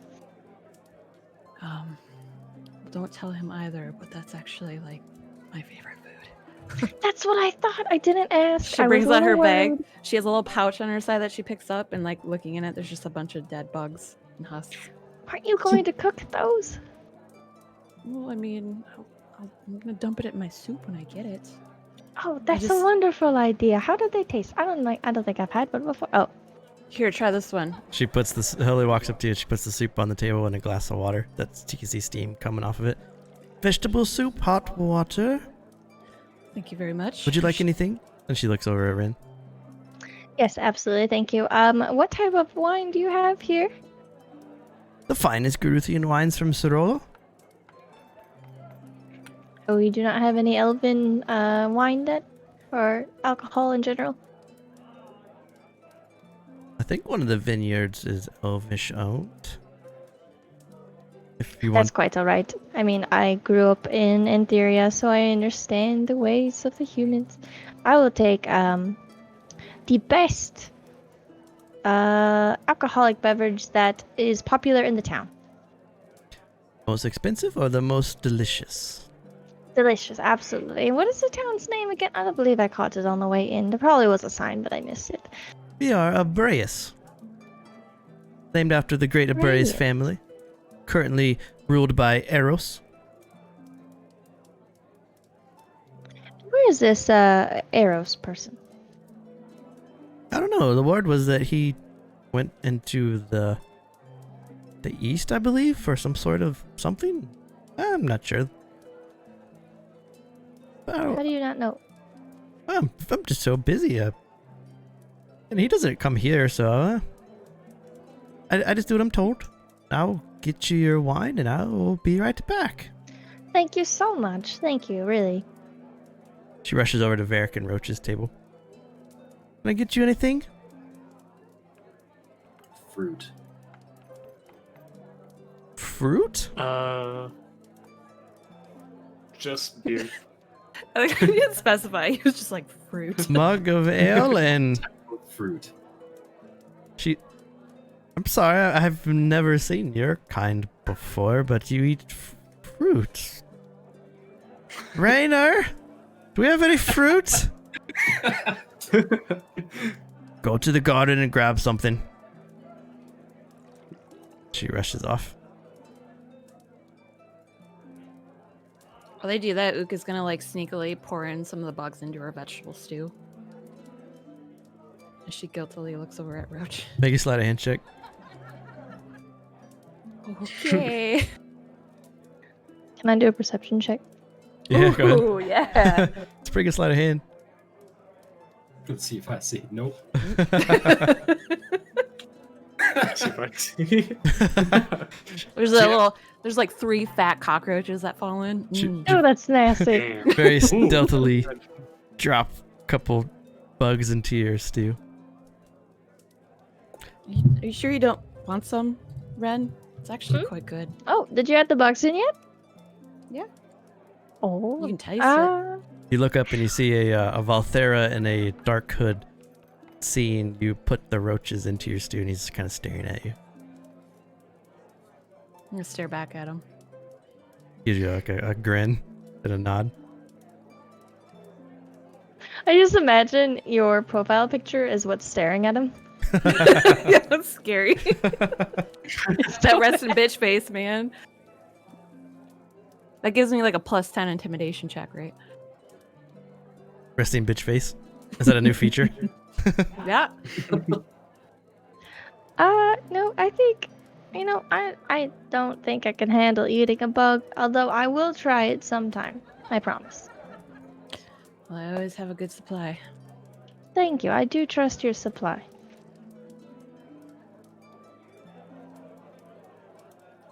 And she's gonna take a little piece of bark out of another pouch and dip it into the hot water.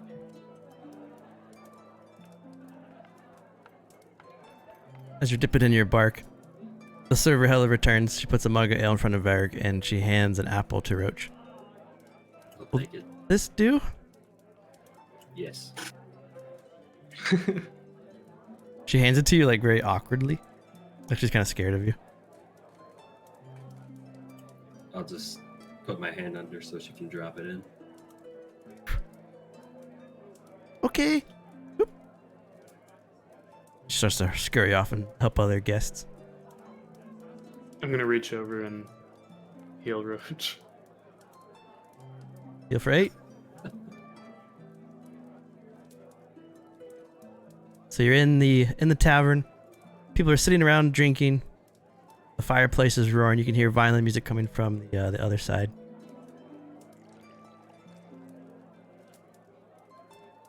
And this is all you guys. So I'm just kind of hanging out, and I'll react to whatever you guys do.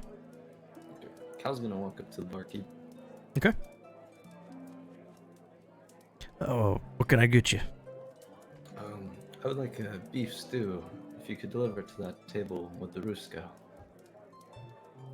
It can be done. I also heard that the magician was in the inn today. Or the magic shop owner. Oh, you're talking about Oscar. He usually stays on the other side, watches the violinist, and writes in his book. I see. Thank you. He never goes to his magic shop anymore. He's here almost all day, every single day, drinking his wine. I see. Thank you very much. Yeah, I'm gonna walk back. beef stew. Back.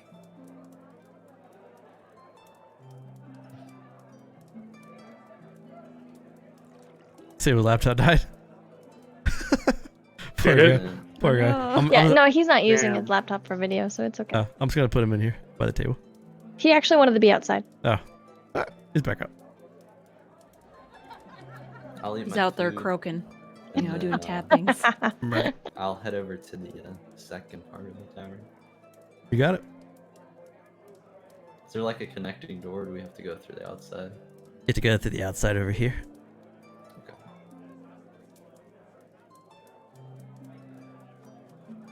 So there's two sections. You said there What was a a left miss. part and a right part. Yep.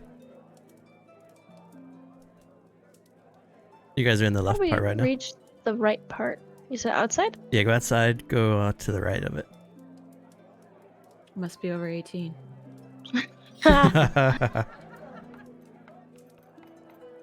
Yes, you'll go like this way.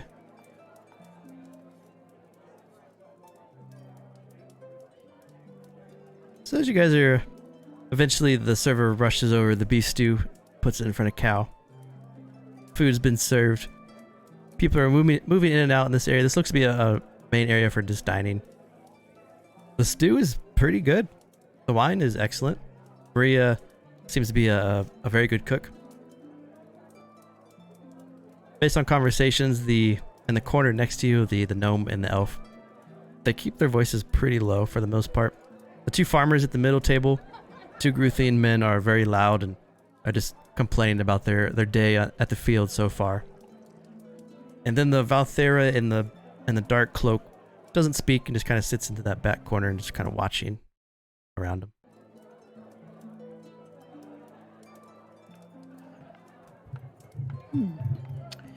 Hey, Ren. Yeah. Doesn't that guy over there, she points over to Mosey, or the Valthera up in the corner, look kind of like Cal? Can't say that I see much of those guys around here. Yeah, they do both look like lions. Do you think he has a weird stone sticking out of him as well? I mean, it's very possible. Hmm. Why is he all brooding? Should mute your phone.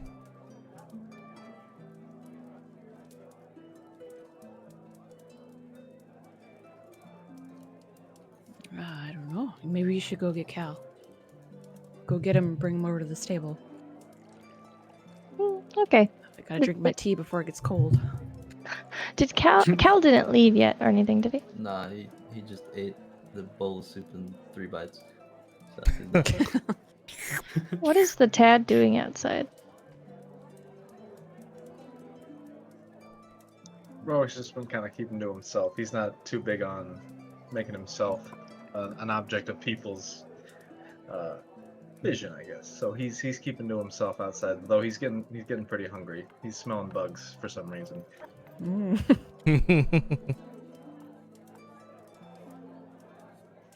Okay. Arundi will kind of give a lasting look at the gnome and elf and head over to Cal. Hey, Cal. Hey, Fox. What was your name again? Varric? Eric. Hello. And Couch, maybe. Couch. I believe it was Roach. Roach, Yeah, just Roach. Roach.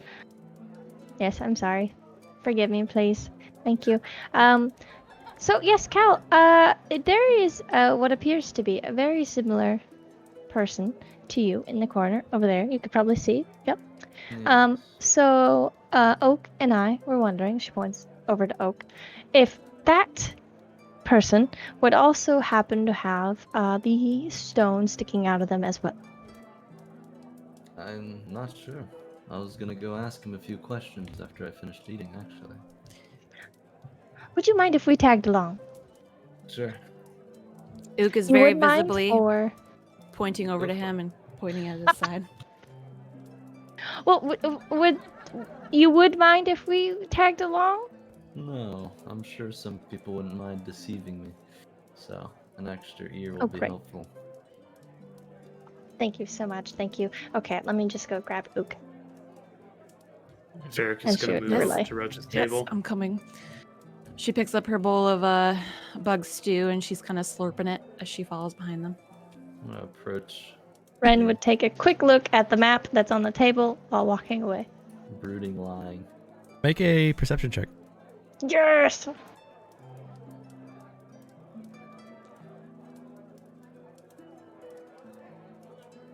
Fuck it. You notice, very visibly on the map, there's an island in the Gulf, the Halloween Gulf, and it's circled, and there's a Cyclops written under the island.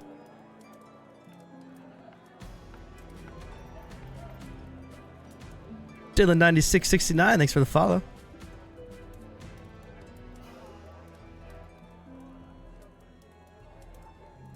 Back to the inn.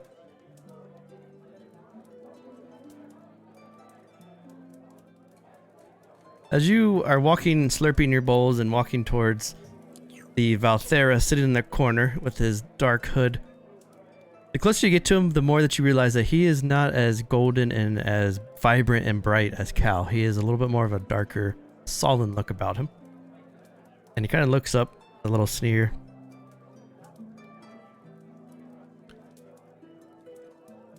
I don't owe you silver, do I? No. You approach me in a way that is a little hostile. I don't mean anything bad. My apologies. I just noticed you were of the same race that I am, and wanted to ask you a few questions. Questions cost ale, if you'd be so kind. As my mug is empty. I'll live at the barkeep and get 2 things of ale then. You see his hands go up and he gives you a nod. Coming up. I'll grab them and then bring them over. Kicks the chair out as if he's like inviting you to sit down next to him. Ren would take the chair from this table. He leans back. You can see that the bottom of his cloak is covered in dirt, and he looks to have very muddy shoes, like he's been walking around in the fields or in the mud for some time today. So what's a Valthera doing in a small hamlet like this? Just landed, I think. But Valthera, is that what we're known as? You must have just fallen from the sky. Fresh from the branches of Amara herself. I have some memory of falling from the sky, but I don't know this Amara. I'll give it time. Your There's a recollections gasp. will come to you. Oh, it seems you have inspired your elven companion. More shocked than inspired, please forgive me. You also wouldn't happen to know what this is, and he kind of shows him the large glowing rock stuck in his side. He leans back a little bit. You have the same shard emerging from your torso as the great Ashard dragons have emerging from their scales. Are you touched by the All-Sight? I don't know. I actually don't remember anything. I don't even remember my name. But I find myself able to summon a golem of sorts and use unusual spells that I have no recollection of learning. I'm afraid I can't help you with the golem, but I am the gravedigger for the chapel here. There are many oracles at the All-Sight Chapel. It may be worth a visit. Thank you. As well, what does our race specifically do? You mentioned we fall from the sky? I don't quite understand. We are sent from the above to Erenel to do the bidding of Rezmir and Amara, 2 deities. I personally have decided to follow my own free will and not follow the will of the gods. And I've turned my back on the cause. When your memories return to you, you will be able to make your own choice. I do hope so.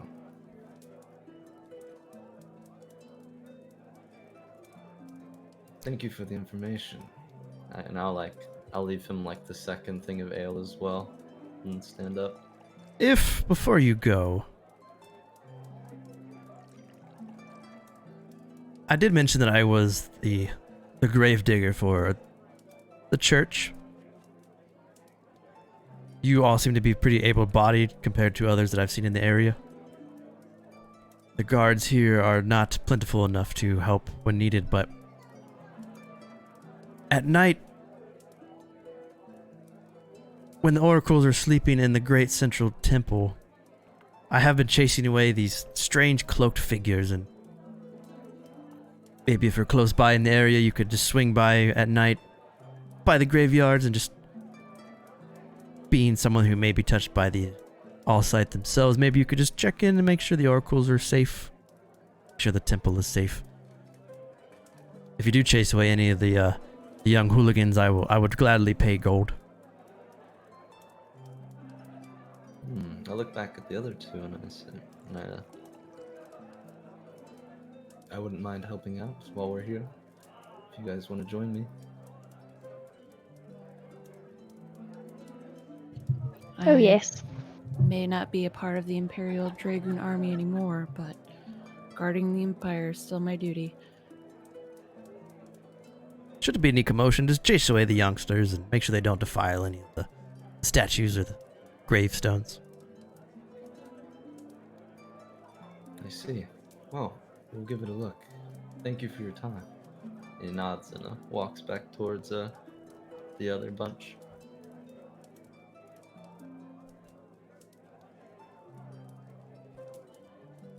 As you walk by the two farmers in the center, they're talking very loud, so it's easy to kind of to pick up on what they're saying.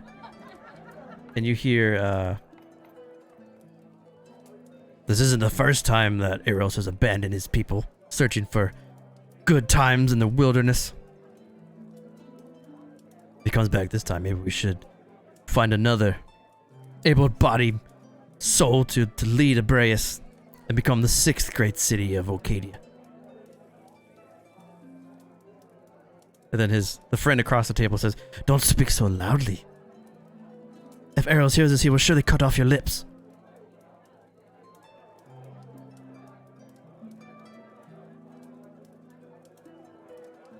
So Ook heard that pretty plain and clear as she's walking by. Yeah, they're pretty loud about it. She kind of stops at the table. She pounds her fist down on it. To speak so ill of those who protect you? These two little farmers, at seeing this giant wool artist smash the table with their fists, both look extremely frightened, and they're like, "Oh, no, that's not what we meant, no. We just don't think he should leave so often is all. We didn't mean anything by it. We swear." The guard captain has many duties to do. I would stick to what you know and respect those who sacrifice their lives for you. Of course. And they kind of bow their heads. We meant nothing by it. Apologies, please. Roak would kind of take this moment to step in and kind of put his arm around Ook's shoulder and say, "Well, my compatriot is insistent upon you is simply that we are keen to know the location of your captain. If you had any information to share with us, we would be most pleased if you could." All I've heard is that he took his horse and he went east.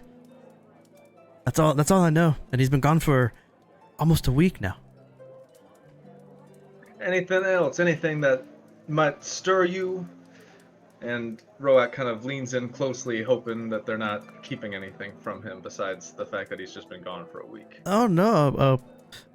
I think Rostami, the Oracle Rostami, was trying to get a group together to go looking for him, but no one volunteered.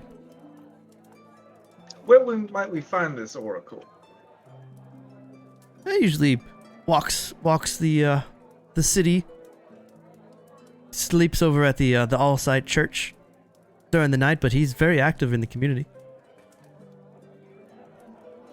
Well, seeing as we have a member touched by the All-Sight, I think that might be our next stop. You don't even know that. He appears to be. He's a detective, Tad. All right. Well, if you bring him back, that would be great news for everyone. And they both kind of look over at Ook as they say that. Great news! Save Eros! May he reign long! To do an inside check on him. Huzzah! I need to. Jesus. Make an insight check. Oh, I said I don't even need to do one. I know they're full of shit. They're definitely full of shit. They're just trying not to start anything.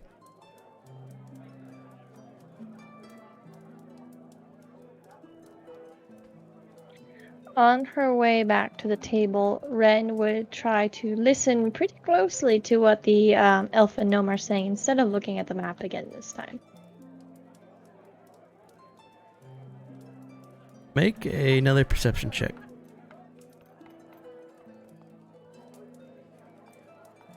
22. They're leaning very close together, but you can pick out a couple small words as they're talking. Halloween Gulf. This is where the Cyclops, the powerful tyrant Cyclops. Yes, the Cyclops that was tricked by the Garuthian who called herself no one. Oh, you read Odyssey? I read it, yeah. Escape with safe passage. Since that day, the Cyclops, the tyrant, he's obsessed with riddles and trickery. And he tries to lure people that are brave enough to come to the island in search of riches to overcome his contests of riddles. We can do it, right? We can beat his riddles and take the coin? Yeah, I think... wait. They kind of look over at you and they kind of turn their shoulders. Well, hold on. Why do you think you're so good at riddles, though? Are you speaking to me? Well, I do believe so, yes. I would have you know that I am Kimmel Thornhickle. Master Riddle. Mastermind. Extraordinaire. Brilliant. Well, you did seem so sure about that, so perhaps it's not true. The elf across from her. I can assure you that Miss Thornhickle here is very bright, very wise. And I see you peering at our map. You wish to steal the treasure from us? We will get there first. Please pardon me, but I don't believe I could steal the treasure that you want to get. That is true because Thornhickle is too wise. She will easily outsmart the Cyclops tyrant. But perhaps underperform in riddles. Yes? Well, if she is not able to outsmart the Cyclops, I will just cut his ankles and take the golden run. Well, hold on. And she'd pull out the seat and sit down with him. Now, There she goes. Now, you would think that perhaps if you could not outriddle, not outsmart, but outriddle a Cyclops with one eye, because that's why they're called Cyclops, we would just go hack and slash at them until they give us what we want, yes? Well, we cannot, because don't you believe any other human, or she points around, lion, would have done the same? You cannot just do hack and slash, that is not a good way. Well, no, the Cyclopses are very strong. It sounds like their island is filled with the Cyclops, so we would need to grab and run. That is another problem. Which Cyclops do we outriddle? I suppose the biggest one. The one that... Are we guessing now? the Are we really tyrant. guessing? I really thought Kimmel was... Kimmel, right? Yes. You were the smartest of the group? She kind of looks at you. I'm just trying to help you girls out. Are you proposing that I cannot outwit a stupid Cyclops? No, Kimmel, I was just told here by your friend who appears to be very affluent that you were very, very wise. But you are unsure if you are a master of riddles. So... I am the great Thornhickle, slayer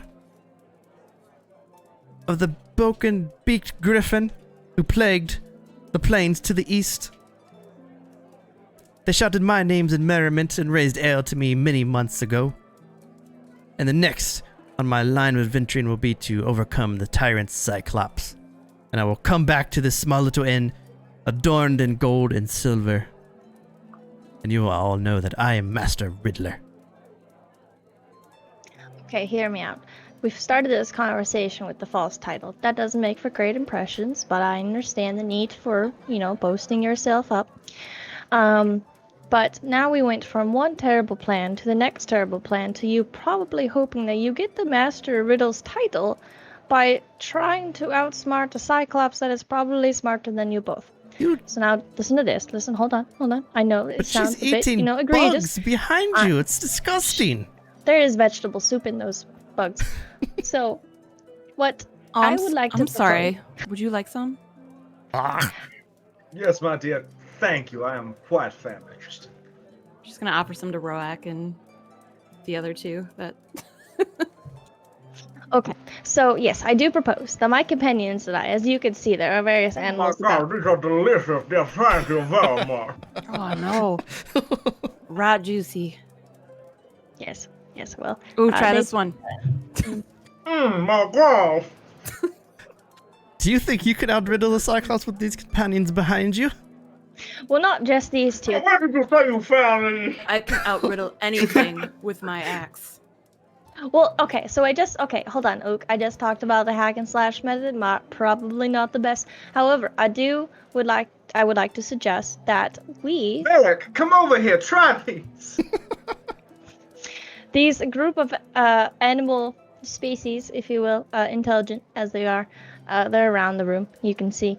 How about we go on this adventure for you? Because I already know that it's at the island of Cyclops. Obviously, that is near the Halloween coast, I believe. Yes.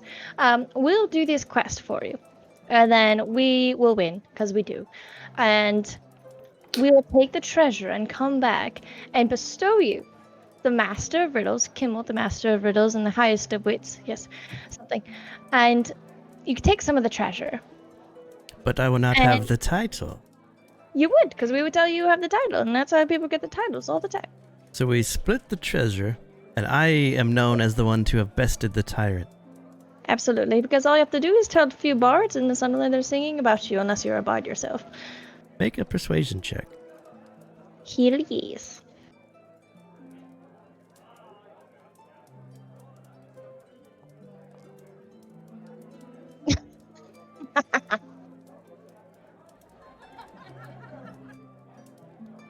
I will show you the map so you can see where to go, and you're obliged to sketch it into a scroll, I suppose. But I will not Lovely. wait longer than a week before I adventure out. All right.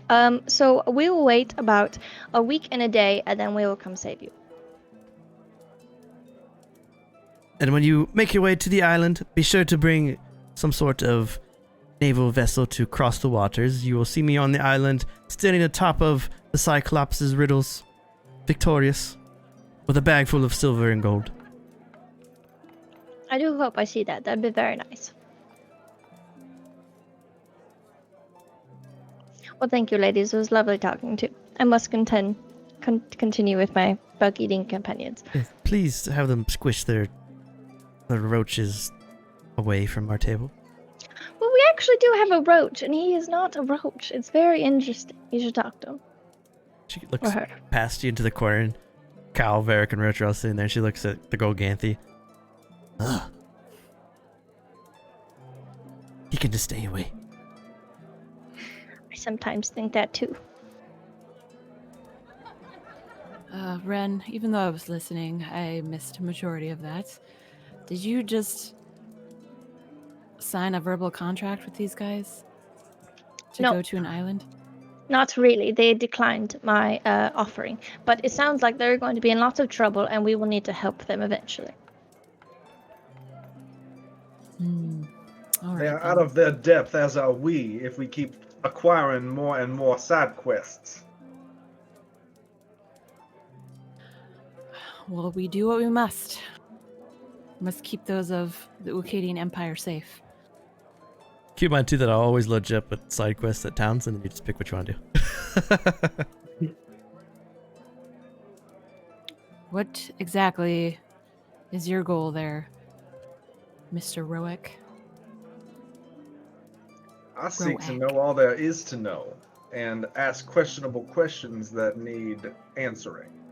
Beyond that, to live a life worth singing about, perhaps. It's really more pressing that we find why there were gnolls beyond the wall. That I am most curious about as well. I believe the safety of the region is in question if there are creatures managing to breach Ulkadia's northernmost defenses.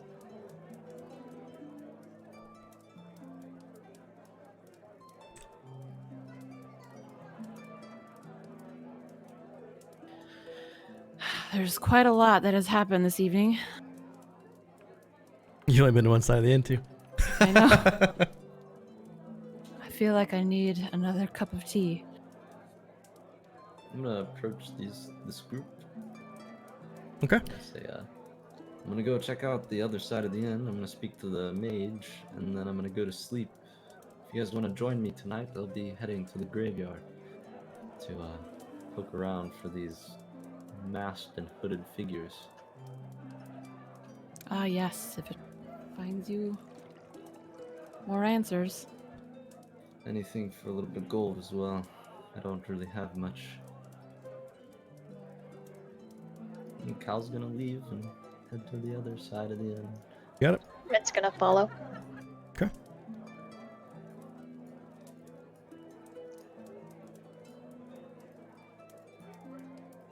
Would Cal have told us about the Yeah, I was church gonna thing wonder while that. there? Yeah, I was talking to you guys like idly over there. I'll say that much. Okay. I also told you where I was heading if you guys want to follow.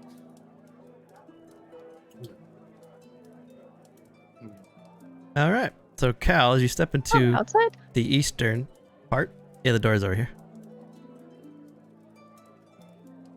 So Cal, you step into this eastern area. You see the eastern tap room is it looks like patrons looking for peace and quiet, or for patrons that can't find a spot to sit in the western side. As it's getting a little bit later tonight, this room is alive with music, dancing, drinking, and you assume maybe the occasional brawl. The patrons that stick out to you are there is an Avis sitting at a table. He has many quills and papers lying across the table, and he's writing furiously, but he looks very drunk, and it looks like there's a couple wine glasses that have fallen over on the table, and he's writing almost like not legible. There are two human Garuthians playing violins on the stage. It's very well played, and after they stop, they get a round of applause. People put coins on the stage for them, and then a little bit later they'll start to play again. And then there is a small gnome drinking a pipe, a very large Salian barbarian with a huge axe sitting next to him, that are sitting in the back. I'm gonna approach this guy, knowing he's the mage. He's writing furiously as you do. He doesn't even look up to you. Oscar, right? What? No, another wine, thank you. And he continues to write.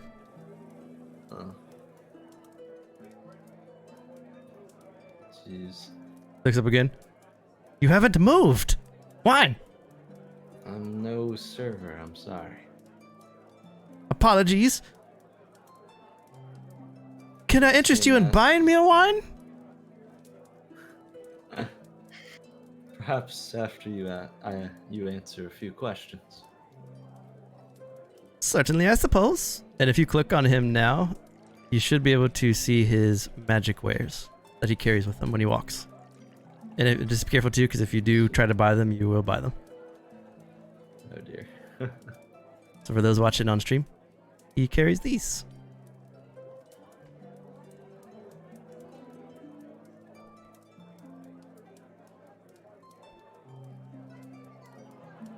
What can I do for you, my very tall friend? Everyone's a friend of Oscar's.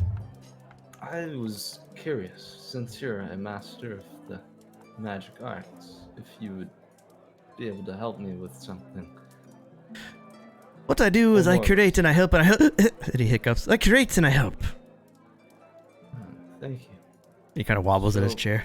Would you consider like our time here as like a short rest? Like Yeah, while we're yeah. waiting? You've been here Okay. quite a bit. So I'm gonna go and just like point my finger at the ground and suddenly like a golem will rise up. Okay. Would you happen to know why I'm capable of doing this? So the golem. What is that? What is that beast? What is that monstrosity? Have you come to kill me? No, he just like innocently waves. Have you come to take my job? Are you a master of the alchemy? There can only be one alchemist here. I'm afraid not. I'm actually curious if you knew anything about the Asher dragons. The All-Sight lives high above us, watching over us all, blessed by foreknowledge. They see into the future. According to Robin, this happens to you when you're in the coffee shop. And these All-Sight are the Asher dragons? Yes, they are Ashara dragons, Ashard, and Ashad. they are a flight of dragons blessed with telekinesis. You see, they don't fly, they cause themselves to hover. They come in many sizes. The biggest one, the ancient one, is the All-Sight. And he sees all from atop his mountain above Antheria. I I'm lift sure- the cloak and I ask him, does this look like one of the scales from those dragons? It looks like one of the protrusions that sticks from the smaller wormlings, yes. Can you use telekinesis? Are you psionic? Actually, yes. But I can only seem to use it with my friend here. And he can only communicate to me via the same method. Then you're fresh. You have much to learn. I'm afraid I know nothing of what I am, really. Nor does my friend here either. You are in need of apprenticeship, and you need to join my apprentice. You will now be known as Cal, the apprentice of Oscar the Great. Ah, very rapid ascension. Very nice.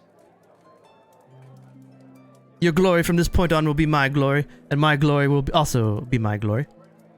But you will rise in ranks and you will learn much. I see.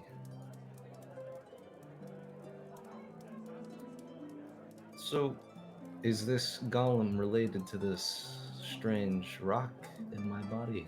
I believe you control and summon him, similar to how the Ashard control and summon what they control. Just at a much smaller scale until you become more powerful. I see. Would you be interested in removing it from your side and allowing it to come to my shop with me? I've tried removing it and it doesn't seem to come free. Oh. But it doesn't hurt unusually either. It's almost like it's a part of my body now. Would you be interested in allowing me to perform a surgery and seeing if it connects to your spinal cord? I'm afraid not. If it is beneficial, I would like to keep it. That's Especially if it grants me power. He hiccups really loud again. You can see he's visibly drunk and he starts to wobble. Perhaps you should come to my shop when I have not been indulging myself for the day. It sounds fun. I can drop by tomorrow, in the morning or in the afternoon, depending on when you're around. I usually begin my drinking around 10:30, so anytime before 10:30 would be extravagant. Excellent. Is that 10:30 in the morning? Yes, of course. Oh, You cannot drink all day unless you Certainly. start to drink during the day. I will try to arrive by 9 o'clock. Perfect. Anyhow, enjoy your evening. I must go rest. I have something to do later tonight. But I'll be by in the morning before you leave. Gives you a wide smile, and as you start to walk away, you can feel his eyes on you as he's kind of watching you walk away.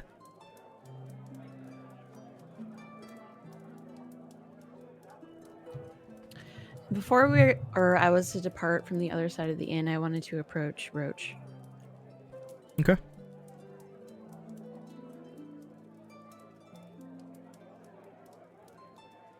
Yes, monkey. Excuse me, Sir Roach. That is Ukachukwu. I would like to give you a belated apology. I did offer your friend some yum-yums, and I hope it did not offend you. Some yum-yums. Some yum-yums. What would there to be? Why would I be offended? I don't know. Perhaps if you were related to some extent. I did thank them for their sacrifice. They're hoping to protect the Ulkadian Empire. If they are dead now, they are prey. Doesn't that matter what happens? Okay. As long as I did not offend you. Would you like one? I hold it out to him. I'll eat it.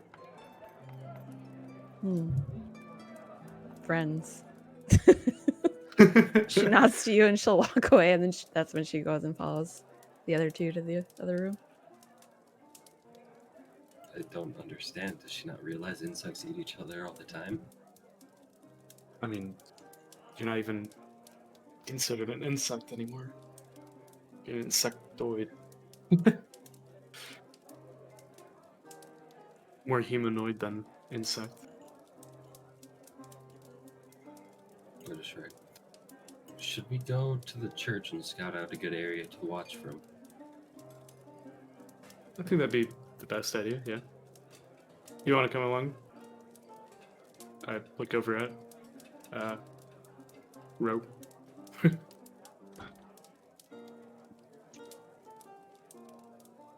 Rock is if we've short rested, he's ready to go. I'd let the others know, and then head out to the church. But how much time was it? Enough just for a short rest from... Oh, sorry. I'm sorry. Short rest from the time we have to go to the graveyard? Well, you've been So we here can now get our for a hit couple dice? hours, so it's getting definitely twilight, and it's getting a little dark now, so it's probably around 8:30, 9 o'clock. How do you use your hit dice for short rest? So what sheet do you Well, it's have? like- I have... Because there's short rests and long rests now. I have the default sheet. I think for yours it might be under your token. There's like a bed, and you can go to short rest. Oh, right there. You can click it, and it'll pop up and ask you how many hit dice you want to use. Ooh. Fancy. Yeah, Foundry Suite. Cal was also getting a rest in like his room until the others come and got him. Okay. And I would tell the two in the room over here before I went upstairs. Have a good night, Cal. So waken me when you prepare to leave for the church. We are leaving for the church. Shouting it out. Hide. Stop. So you guys just walking out now? Oh. It's like raiders were walking by each other. Whenever you want to leave, just yell at me. Yeah. Very well. If you want to leave now, that's fine with me. I've rested up quite a bit this whole time. Did you say Oscar was gone? No, he's still sitting there. Drunkenly writing something on some parchment.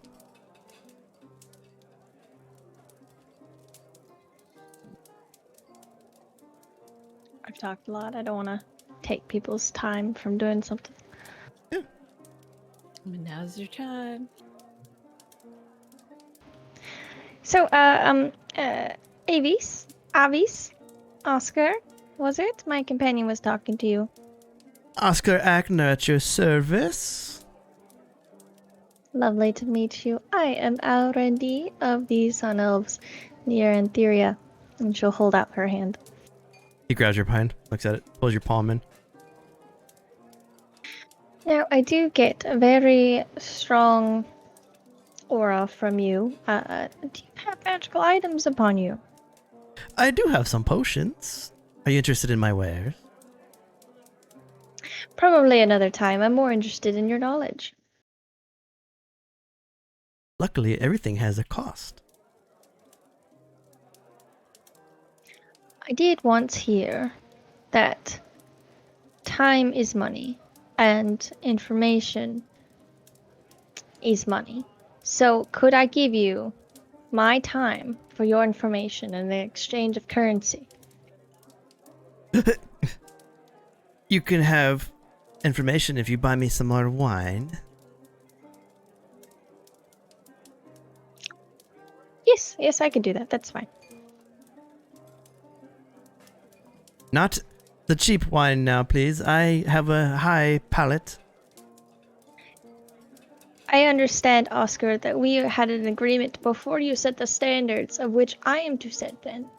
Please do not go back on our deal. Just give me some wine. And that's what I'm trying to do, Oscar. She'd look around, kind of like raise up her hand, like getting someone's attention. Thanks for the Twitch Prime, Sissy G.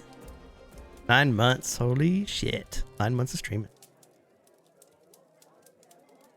Hella is kind of making her way back and forth, and she sees you and she rushes over. Can I get you? Yes, hello. I would very much like your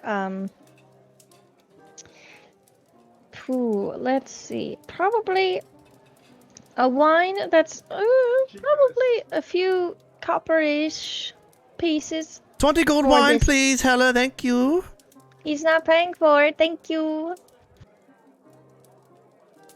She leans over. He's drunk. I'll get you the copper wine.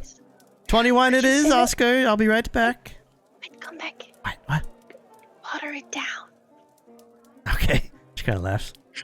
And add the silver wine into it too.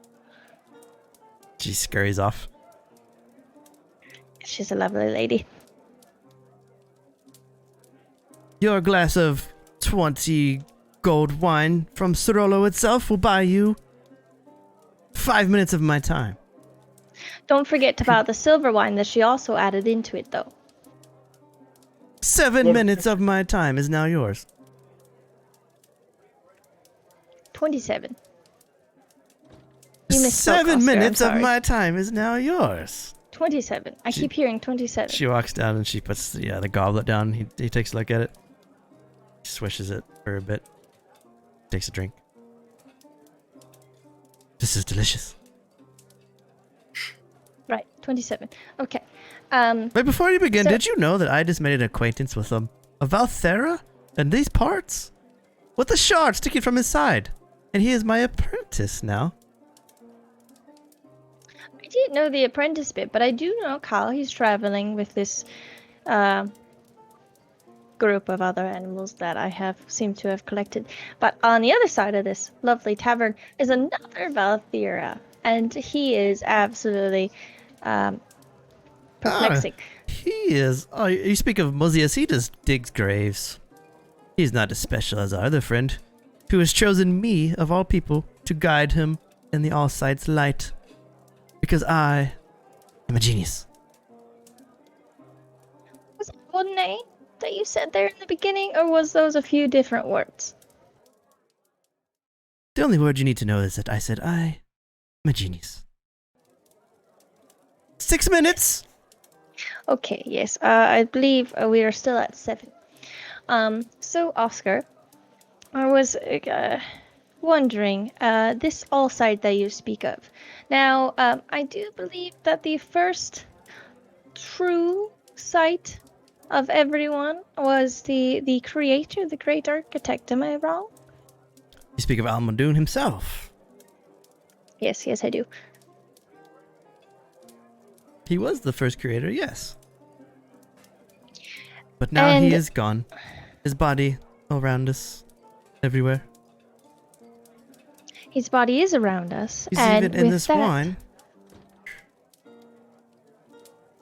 probably fragments of him. Yes. He tastes delicious. Praise be to the architect. He is a delicious almighty. So I was just wondering. Yes, 5 So, minutes. Oscar, I do politely ask you to shut up. He hiccups again. So with Almadoon all around us, it's very great, very glorious, and I do appreciate him and worship him daily. I was wondering if you knew of something that could combine the tethering in such a way that there would be a substantial force of an object or person? That's who's gonna get slapped. You want to combine the tether to do what? Itself. You want to take the tether and combine it with more tether? Yes, and hopefully shape it into a form. So you want to conjure something? I want to conjure the Almighty. You want to resurrect the dead architect? I do not believe he is dead, but yes. That is quite a feat you wish to pursue. I do it for my people. But Do- I was wondering if you had any knowledge. I know that Almadoon's body covers all of Erenel, and his mind is the trance. So you'd have to combine all of this together? Well, gods are great beings. I'm sure you are very aware of that, Oscar. You are very intelligent. So when you summon a god, you do not summon their full force. You do not summon their true shape to have them just crush the city of which you summon them in. You try to summon their spectral form. If they're alive, yes. Almadoon is alive. He's all around us. He's in your wine. He's in his chairs. He's in my weapon. There's much of Almadoon currently in my stomach because I have drunk much wine today. Glorious. I think if you want to try to summon a dead god, that you should look for his mind before you look for his body and ask him. I enter the trance every night. You understand, I am an elf. But do you speak to him? I know the languages of Sylvan and Celestial. Because the feat that you ask, you want to summon the one that created. To create a creator.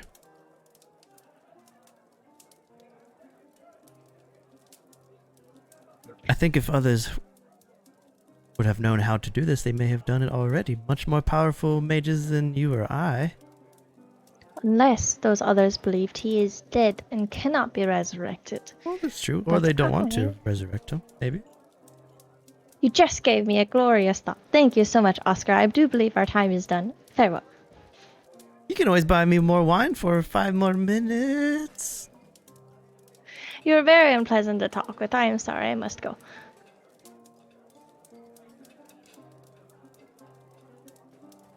Oh, hello, Ook. You see Ook peeling bark off and chewing pieces of the bark.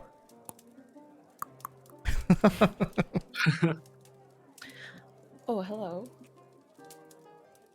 Just stocking up on supplies. Is it any tree, or do you have standards? Oh, any tree. Must try the bark. The more you chew and grind with your teeth, amazing flavors. Great to put in your tea. Would you like one? Yes. Yes, I would. She hands a piece over. Thank you very much. I will drink this in my next cup of hot water. Very good. Are you ready to go? Yes. Cal said to bring him when we go to the church. So whenever we go to the church, I guess. Well, let's go find him.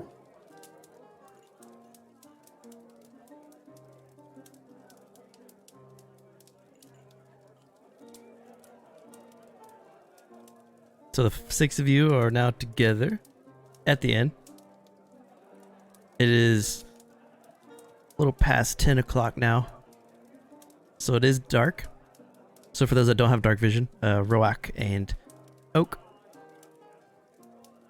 You won't be able to see as much, but you can be guided, and there are lanterns lit to kind of help people, to guide people. But just know that when you're at the church, if there's no light, it'll be hard for you to see unless you have like a torch lit or someone cast light or whatnot. But something to be aware of.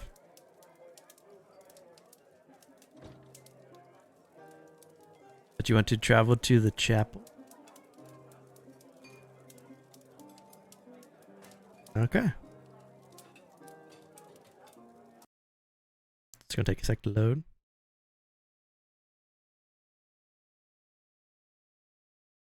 All I see is a giant fucking lion. Yeah, it's gonna take a sec here to get Yeah. in.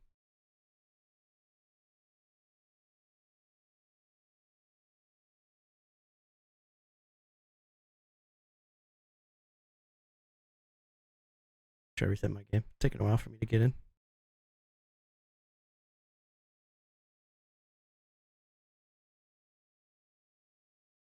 Aha!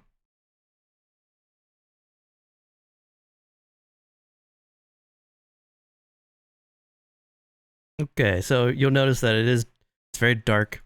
That's why it's kind of purpley. You also notice that there are like bright spots of circles that stick out. Those means there are like torches or braziers in that area. That's why it's easier to see. If you have dark vision, you probably can only see the light coming from the braziers and the torches. Some music going here.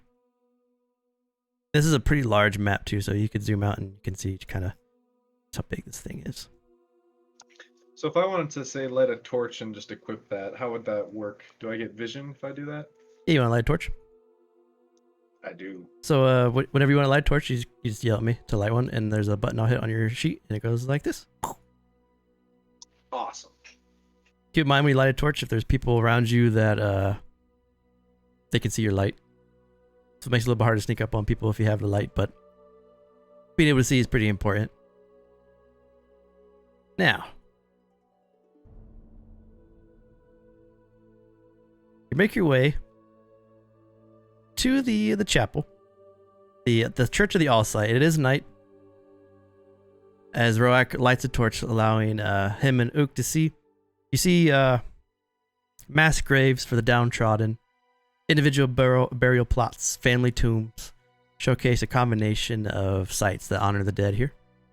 A large chapel of ornate white and alabaster rises in the center. That's the very big building in the center. Not the one next to you. The one directly next to you is a tomb. The large one, which you would see over here, once you get close to that, which you can see a little bit rising up, is where the oracles sleep. In the distance, you can see there are some torches lit. You'd be able to see kind of in the distance here. Strangely enough, as you approach sort of quietly,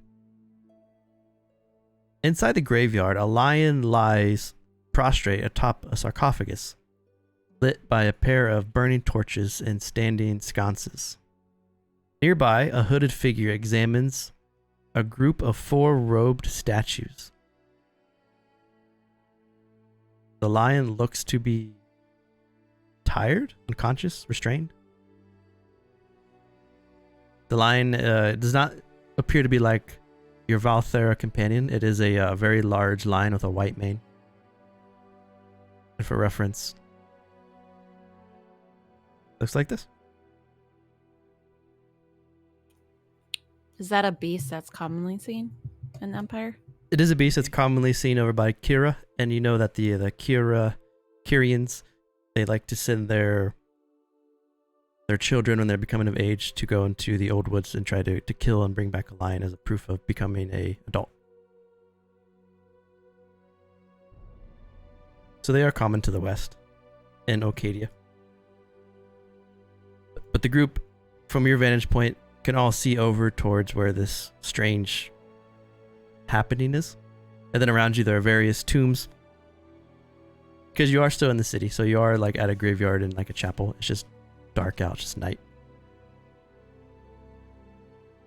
From where your vantage point is right now, though, where you all stand, even though you have lit a torch, because there are different braziers lit, the hooded figure has not noticed your presence.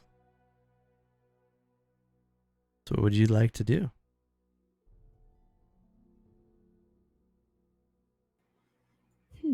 That's dubious.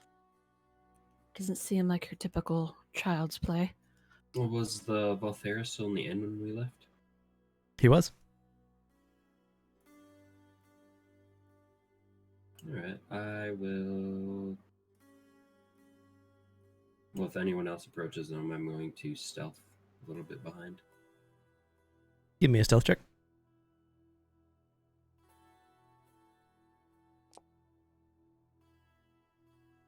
20. You feel pretty stealthy as you approach. You are moving away now from the torch of Roak and going into the lit braziers that are here. Is there any voices or anything, or is it quiet? It's quiet. Okay.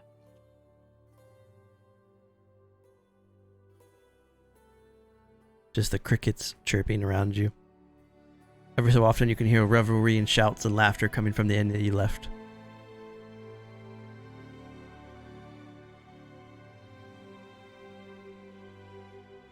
If anyone else wants to walk with Roach stealth, give me a stealth check now.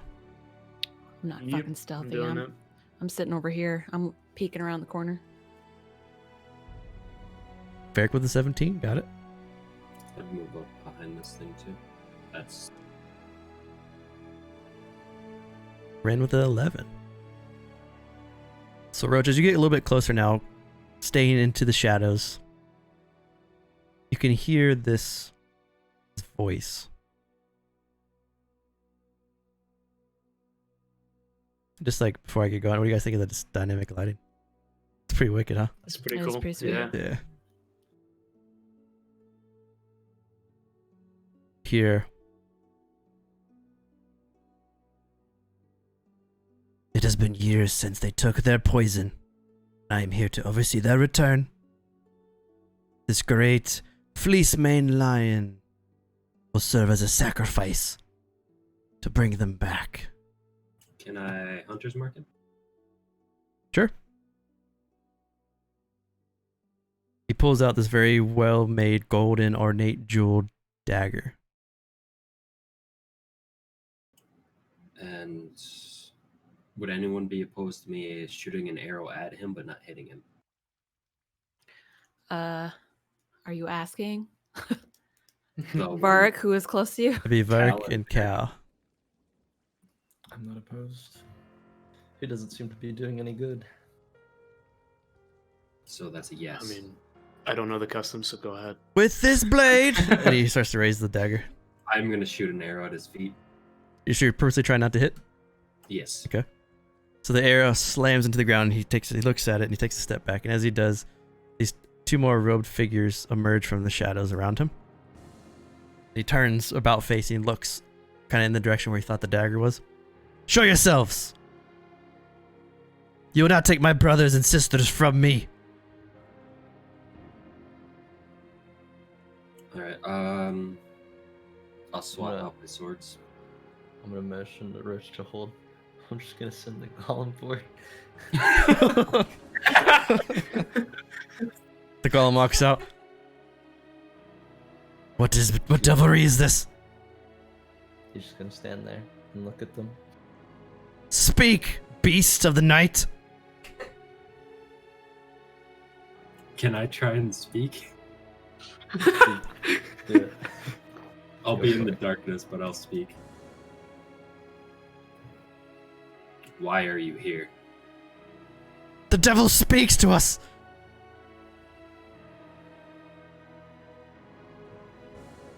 It is no concern to you, demon. Walk back into the dark and let us bring our brothers and sisters back into the light.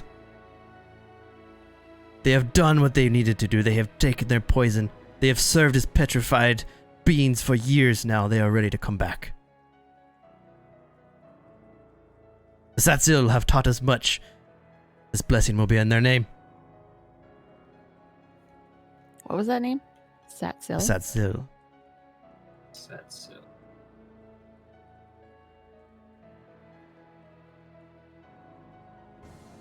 As he's distracted, I'm gonna whisper to Roak to extinguish your torch, and let's sneak over there. This is the Just that. this is the writing of it.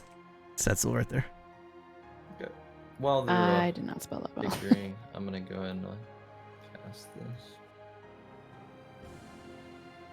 This is your last warning, demon, or we will let loose our arrows and put you back into the abyss.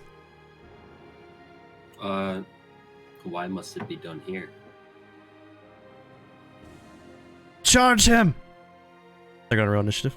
It's a real initiative. I have my swords out, by the way. Gotcha. So let me get you guys on the map here to fight. You can get rid of Roax Torch too. I would try and tell Cal to let the main one that was about to stab the cat away. Because as long as I keep Hunter's Mark on, then I can follow. Got it. So initiatives are up now. Roll your initiatives. I got a shit in this. Oof. Oh man. I'm worse. Oh What the god! hell? 0.01. I just gotta be last. It's fine. He rushes forward up to the golem. He's going to reach out and cast Inflict Wounds on the golem. Oh, I missed. Look at that crit if I would have hit. Ouch. So he reaches out to grab the golem steps aside and he just reaches out into nothing. One of the cultists is going to rush forward. The cultist is going to use his scimitar and he's going to slash at the golem.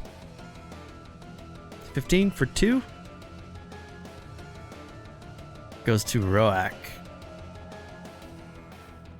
Alright, now as far as this dynamic lighting works, do I have vision across what I see as like a black line at the intersection of those, or can I see the cultists from where I'm at, I guess is what I'm asking. Yeah, you can see the calls from there. He's in the light from this brazier here. I can't. Oh, I went back a page. Hold on, I gotta get back in. Yep.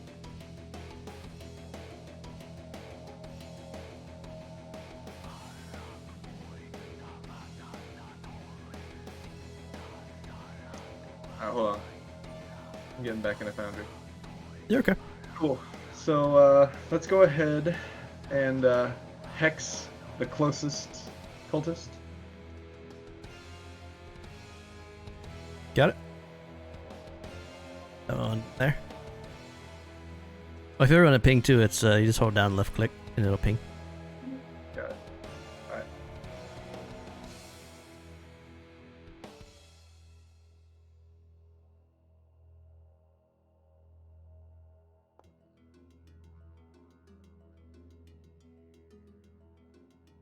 Four on the hex damage, okay? And then we'll follow that up with a good old agonizing blast. Got it.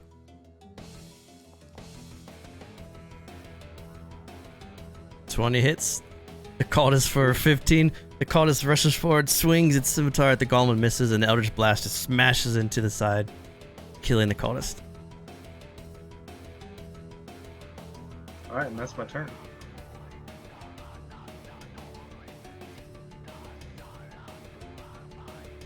This cultist is going to rush forward.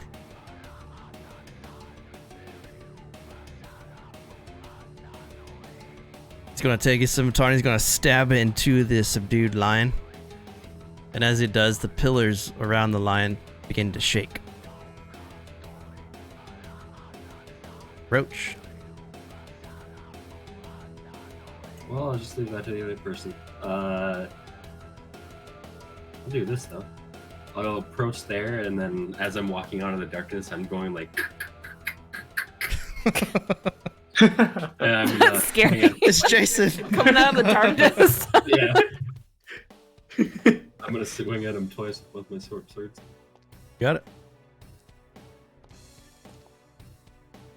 Ooh, that's some nice damage. Damn. Both hit Oh or no? my Double gosh. nines, both hit.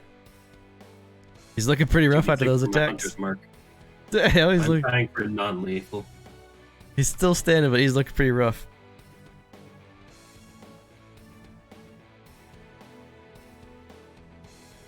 There So with me, I'm gonna go forward 30 feet.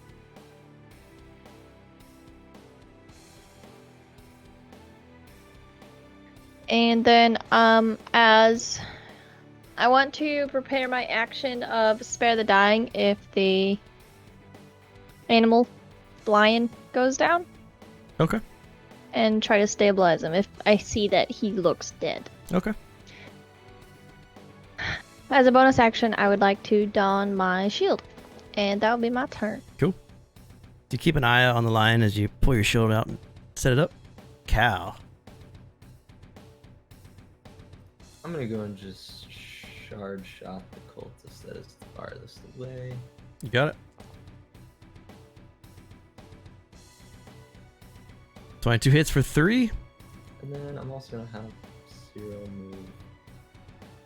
Actually, I'll have Zero move just like a little bit to the side of this cultist.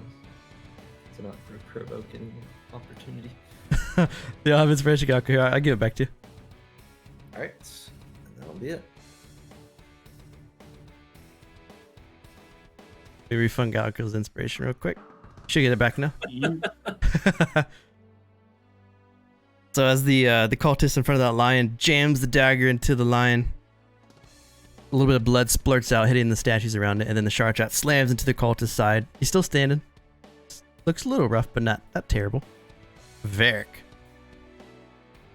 I'm going to frostbite the cultist there. You got it.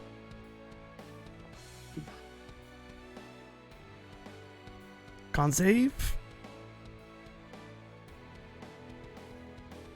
Yep, they beat it. Gotcha. Fuck. Alright, I'll, how do I do it there? I'll just walk out. Alright. And that is it. Ook. Ook is just gonna dash 60 feet. You got it. Come Quietly. rushing in. As quietly as I can. Top of the round. What devilry is this?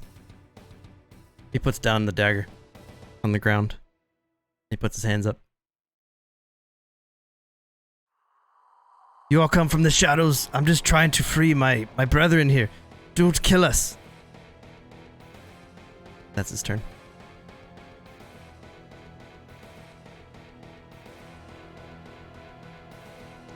Alright, I guess Roek's gonna step forward as much as he can, a full 30 feet. Into the light, I guess.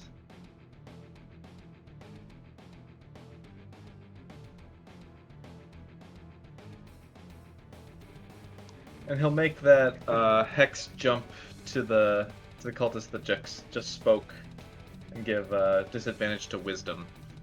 Okay. Nice. He'll call out, if your words ring true, then all of you drop your weapons.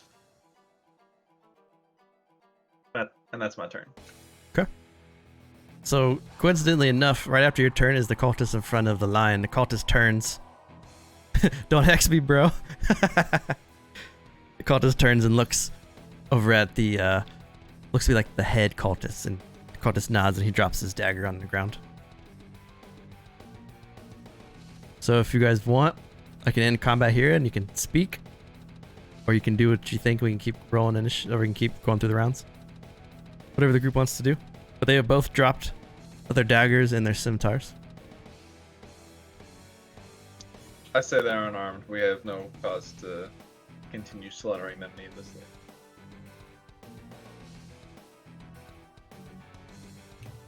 Yeah. Yeah, we are not heathen gnolls. Okay. I will end combat. Now we'll change combat music. To graveyard music.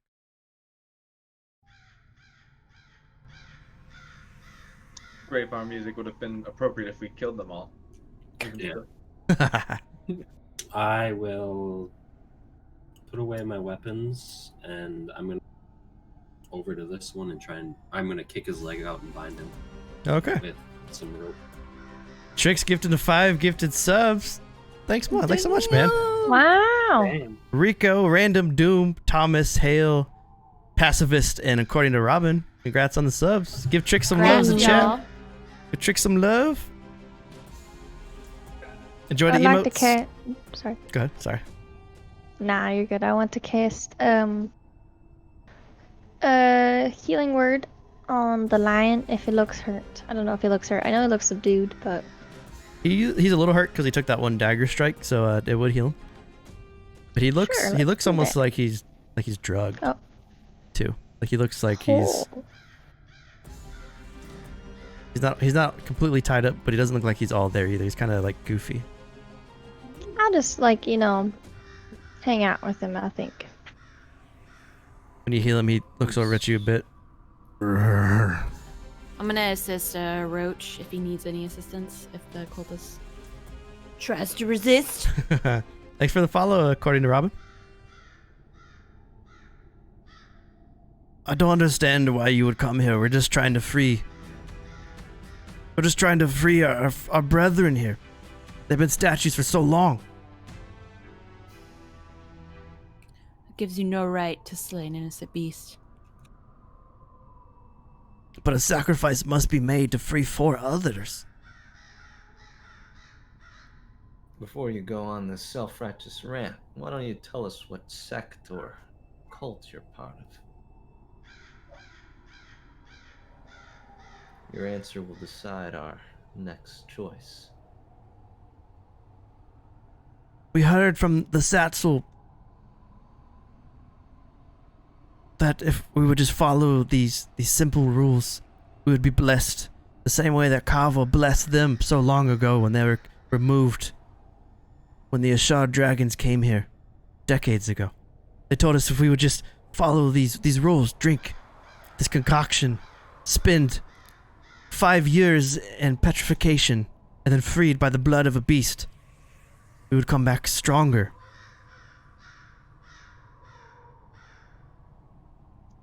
Roak Are would you kind the of ones- scoff at that. Are you the ones that have been harassing the Gravedigger?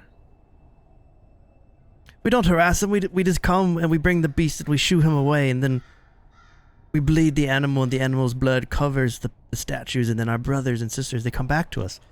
We've been going around the graveyard just freeing as many as we can.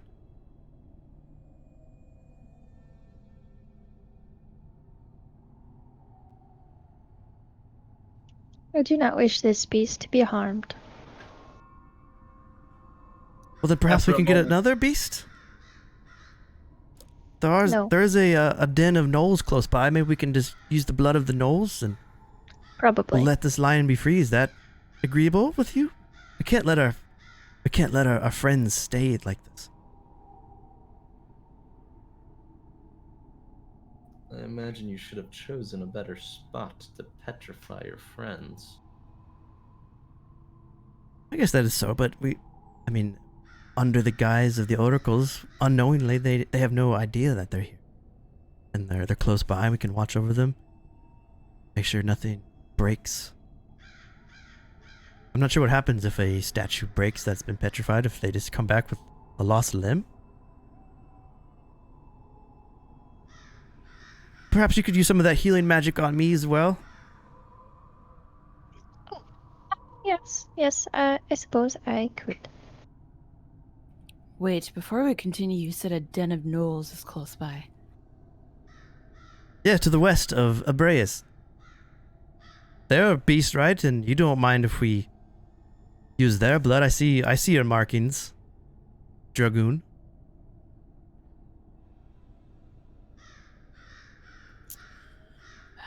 I suppose I could turn my head in the other direction. Then it is settled. We will lead you to this gnoll's den. We will slay the beasts. We will take their blood. Free our people. How did you come to find these gnolls? Surely you should know that it is not normal for them to be so far south. It is quite strange. They have been attacking people on the road to the north of Vropia. We were traveling out of the Alabaster Glade and using the road coming south from Vropia into a Brews to come back to our brethren and stumbled upon an attack.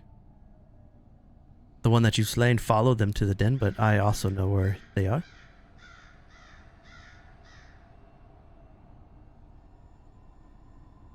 Have you heard anything else from Vropia? I have There's not. no trouble at the wall. Not that I saw. Hmm. Retmus is quite powerful, the Unbreakable. He may be powerful, but he is not all-knowing. Surely there may be gnolls slipping through their defenses. It may be up to us to bring this to light.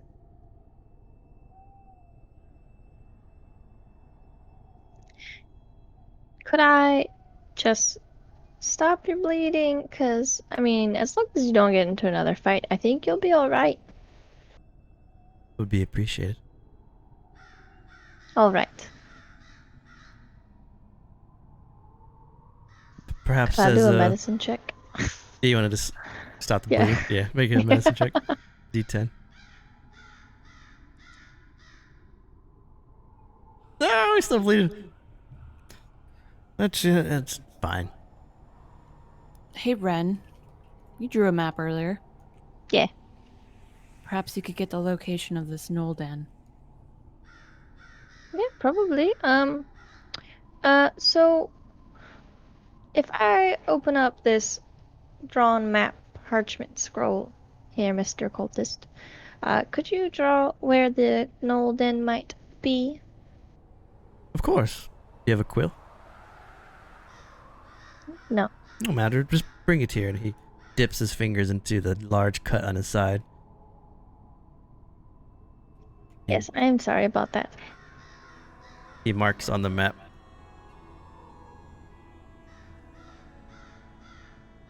Also, do you know how large this band of gnolls is? Couldn't say. Maybe 10? 6? Gnolls or Eldritch Blast required. Always. He looks down at his dead companion. It would seem so.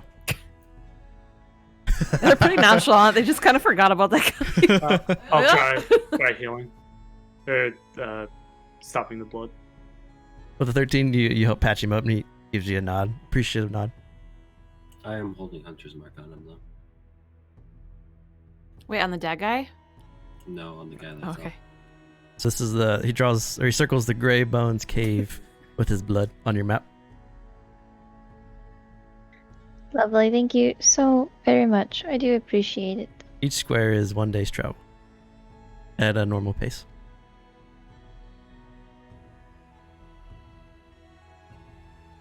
So you'd be there. I'm wondering though, where can we find this Satzel?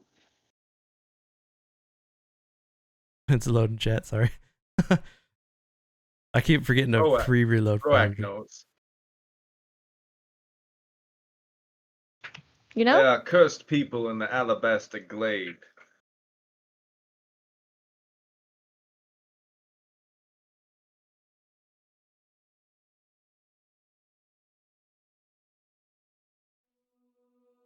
There we go.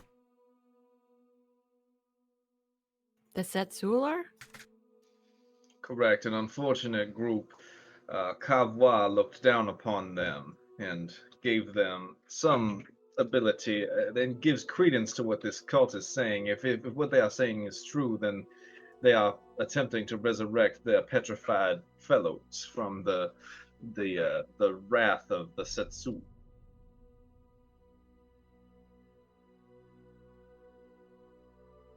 Who are the Setsu? What are they? Unfortunate race of snake-like people cursed by Kavwa to be most Medusa-like, if you would. I'm gonna pop up their lore on the main page too. It'll pop up for you guys. If you scroll down a bit, you'll see them, but I'm mainly popping this up for chat. Oh, yep, I see. That's the Satsul. Perhaps we can stop acknowledging you as a cultist, as that is not the most positive term. What is your name? My name is Aspasia.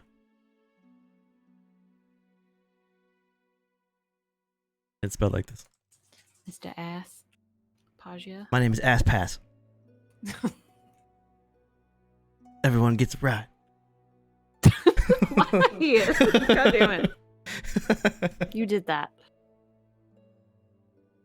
Asparagus.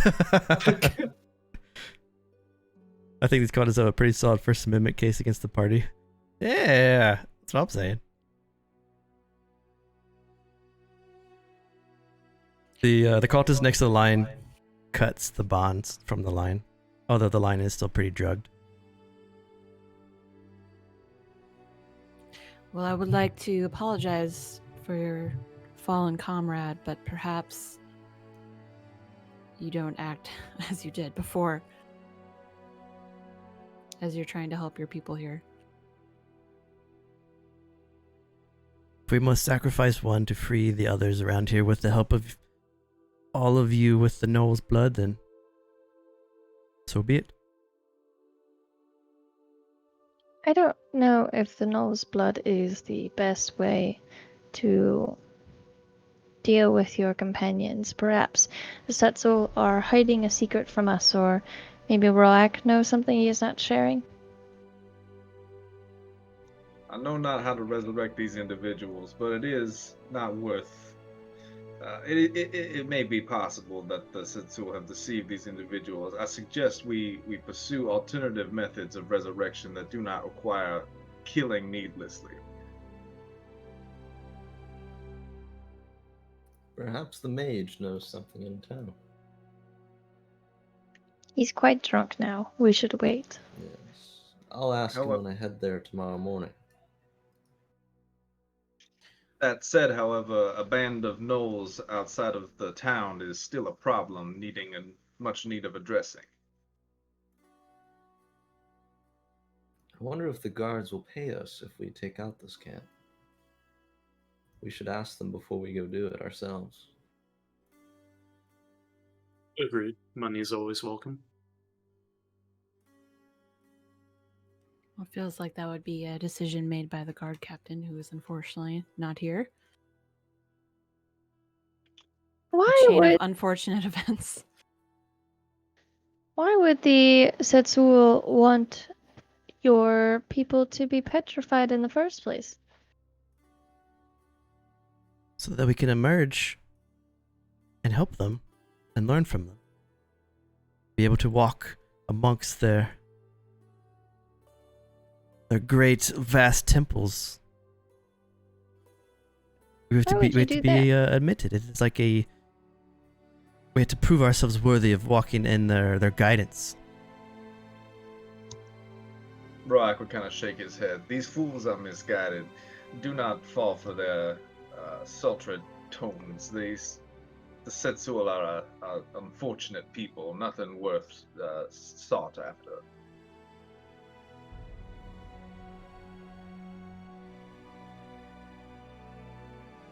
Why did you want to learn from the Setsul, Aspasia? Aspasia? Say it again, sorry. Why did you and your people want to walk through the temples? What did you want to learn from them? Did you want to be Setsul? We do not wish to have the All-Sight's gaze always upon us. He sits up in the mountains in his throne, seeing everything and everyone for knowledge, knowing where we'll be at all times. We want to hide ourselves from him. No one should be able to see us unless they are a god.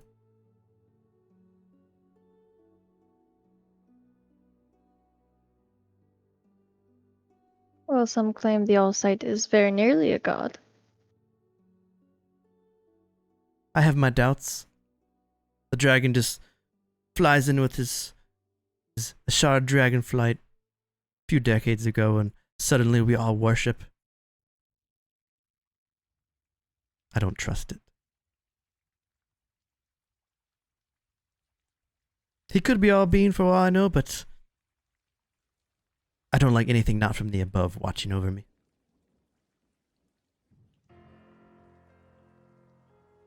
That makes a lot of sense. Okay. I believe you'll find many that feel the same way, though not all are as courageous as we are to find ways against it.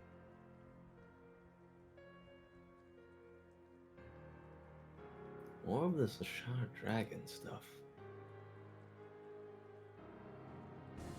Well, if I might suggest we let them do their ritual and watch, because we would have to find a way to remove this lion before it comes to.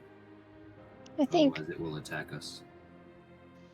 there would be a way to calm it down. It would be wise to have a way ready to calm the lion. He was difficult to capture.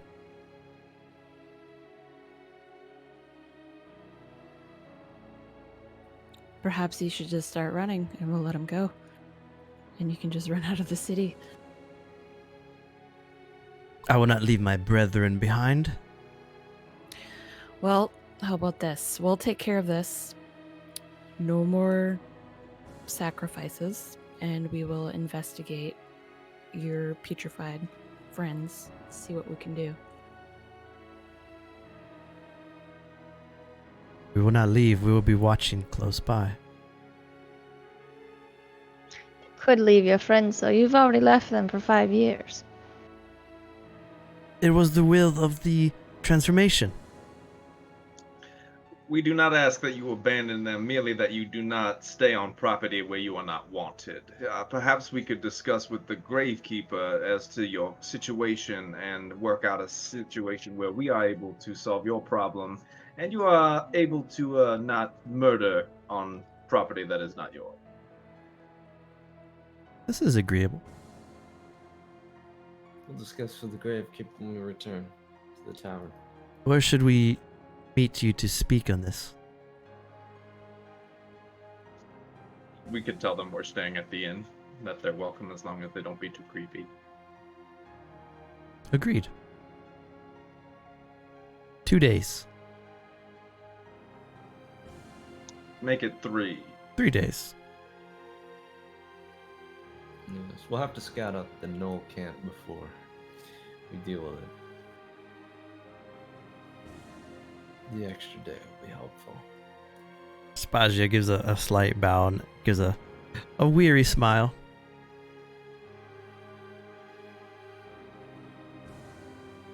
Internally, Roax kind of like hoping that everyone forgets that he straight like murked that guy. Yeah.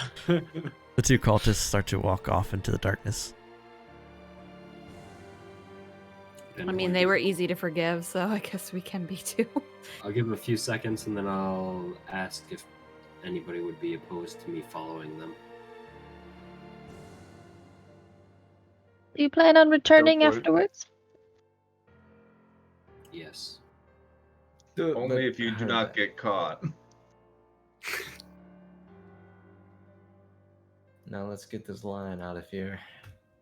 Drop him I- off.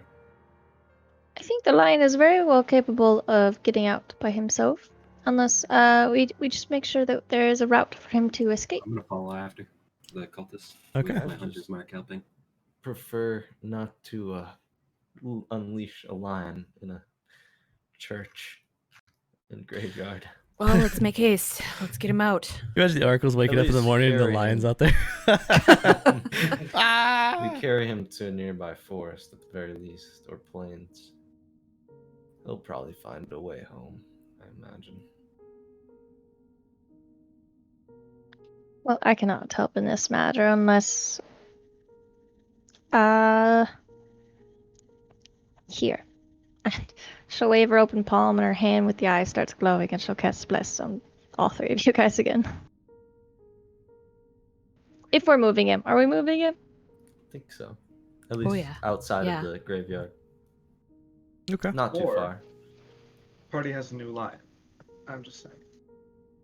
I can't tame him. I was joking.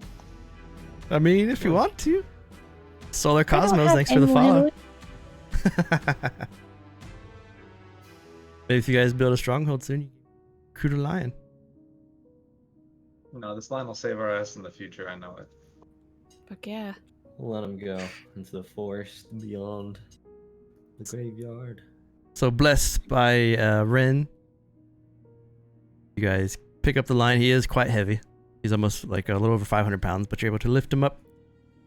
Takes you a little bit of time, but you carry him out past the into the plains, into the golden wheat fields, leaving him in the fields a comfortable distance away from the town. I leave him a ration. Okay. He's still pretty sedated when you put him down. Ration by him, he's breathing, but his eyes move around, so you get the sense that he at least sees and acknowledges what's happening. And as you lay him into the wheat fields, Roach, you follow the cultists, and they don't know you're there because you rolled pretty high, and you make your way through the night. They stop at one of the farms about 5 minutes from town, and they walk inside. It's a very well-kept farm. But as they walk inside and close the doors, you can see a couple of lights from candles start to flicker in the windows. But the blinds are pulled closed, so you can't see inside. Are they making any noise in there? Do you want to approach the farm? Yes. Okay. Being wary if anything are around. You make your way up to the farm, just keeping an eye out, still feeling pretty stealthy. As you get close, you can hear murmurs through the walls. Well, they're not able to make out exactly what they're saying, but it does sound as if there's at least a dozen voices talking to each other very quietly. Am I able to make anything out? Just sounds like it's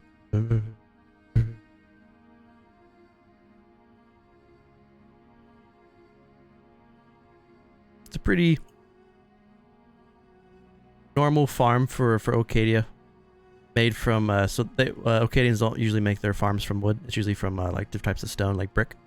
It gives a little bit more of a base. The farms, it's a one story, a lot of wooden fenced in areas where they have goats and chickens and pigs. But looking at the farm, it looks like just any other normal. It wouldn't give way to anything being different. But because those walls are so thick and the doors are closed and the windows are shut, it's hard to make out what they're saying. Yeah.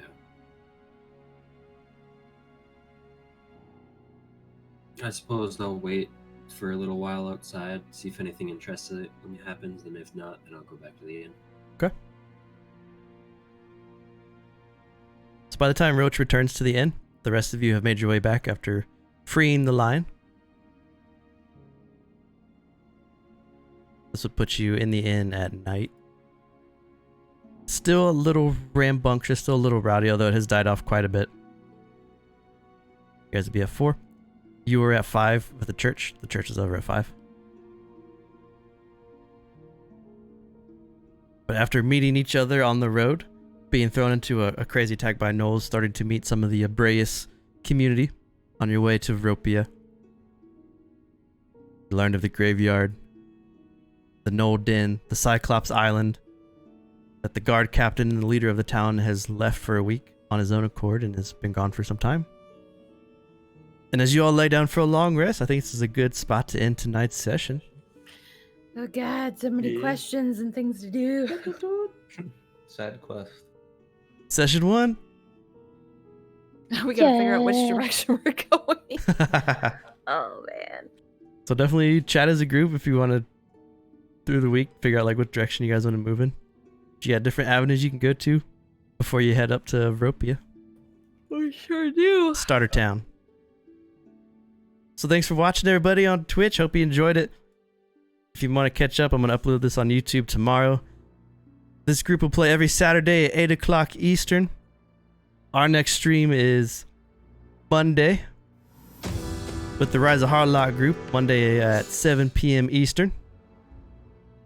Hope you enjoyed it. If you want to talk D&D, or if you want to download any of the 5th edition content that I make, I put out usually like 5 times a week, something for 5th edition. Hop in the Discord, chat with us below. So thanks for hanging out, everybody, and I'll see you on Monday. Heck yeah. Have a good night. See you. Session complete. I am the number 3 bits leader, and I still don't have access to the goddamn emote. Really? Yeah, I put in a help request thing. I think they emailed me though. I have to respond. Like, where's my bitch? I want to make my poop arrows. It's weird. Technically, I didn't kill anyone this game.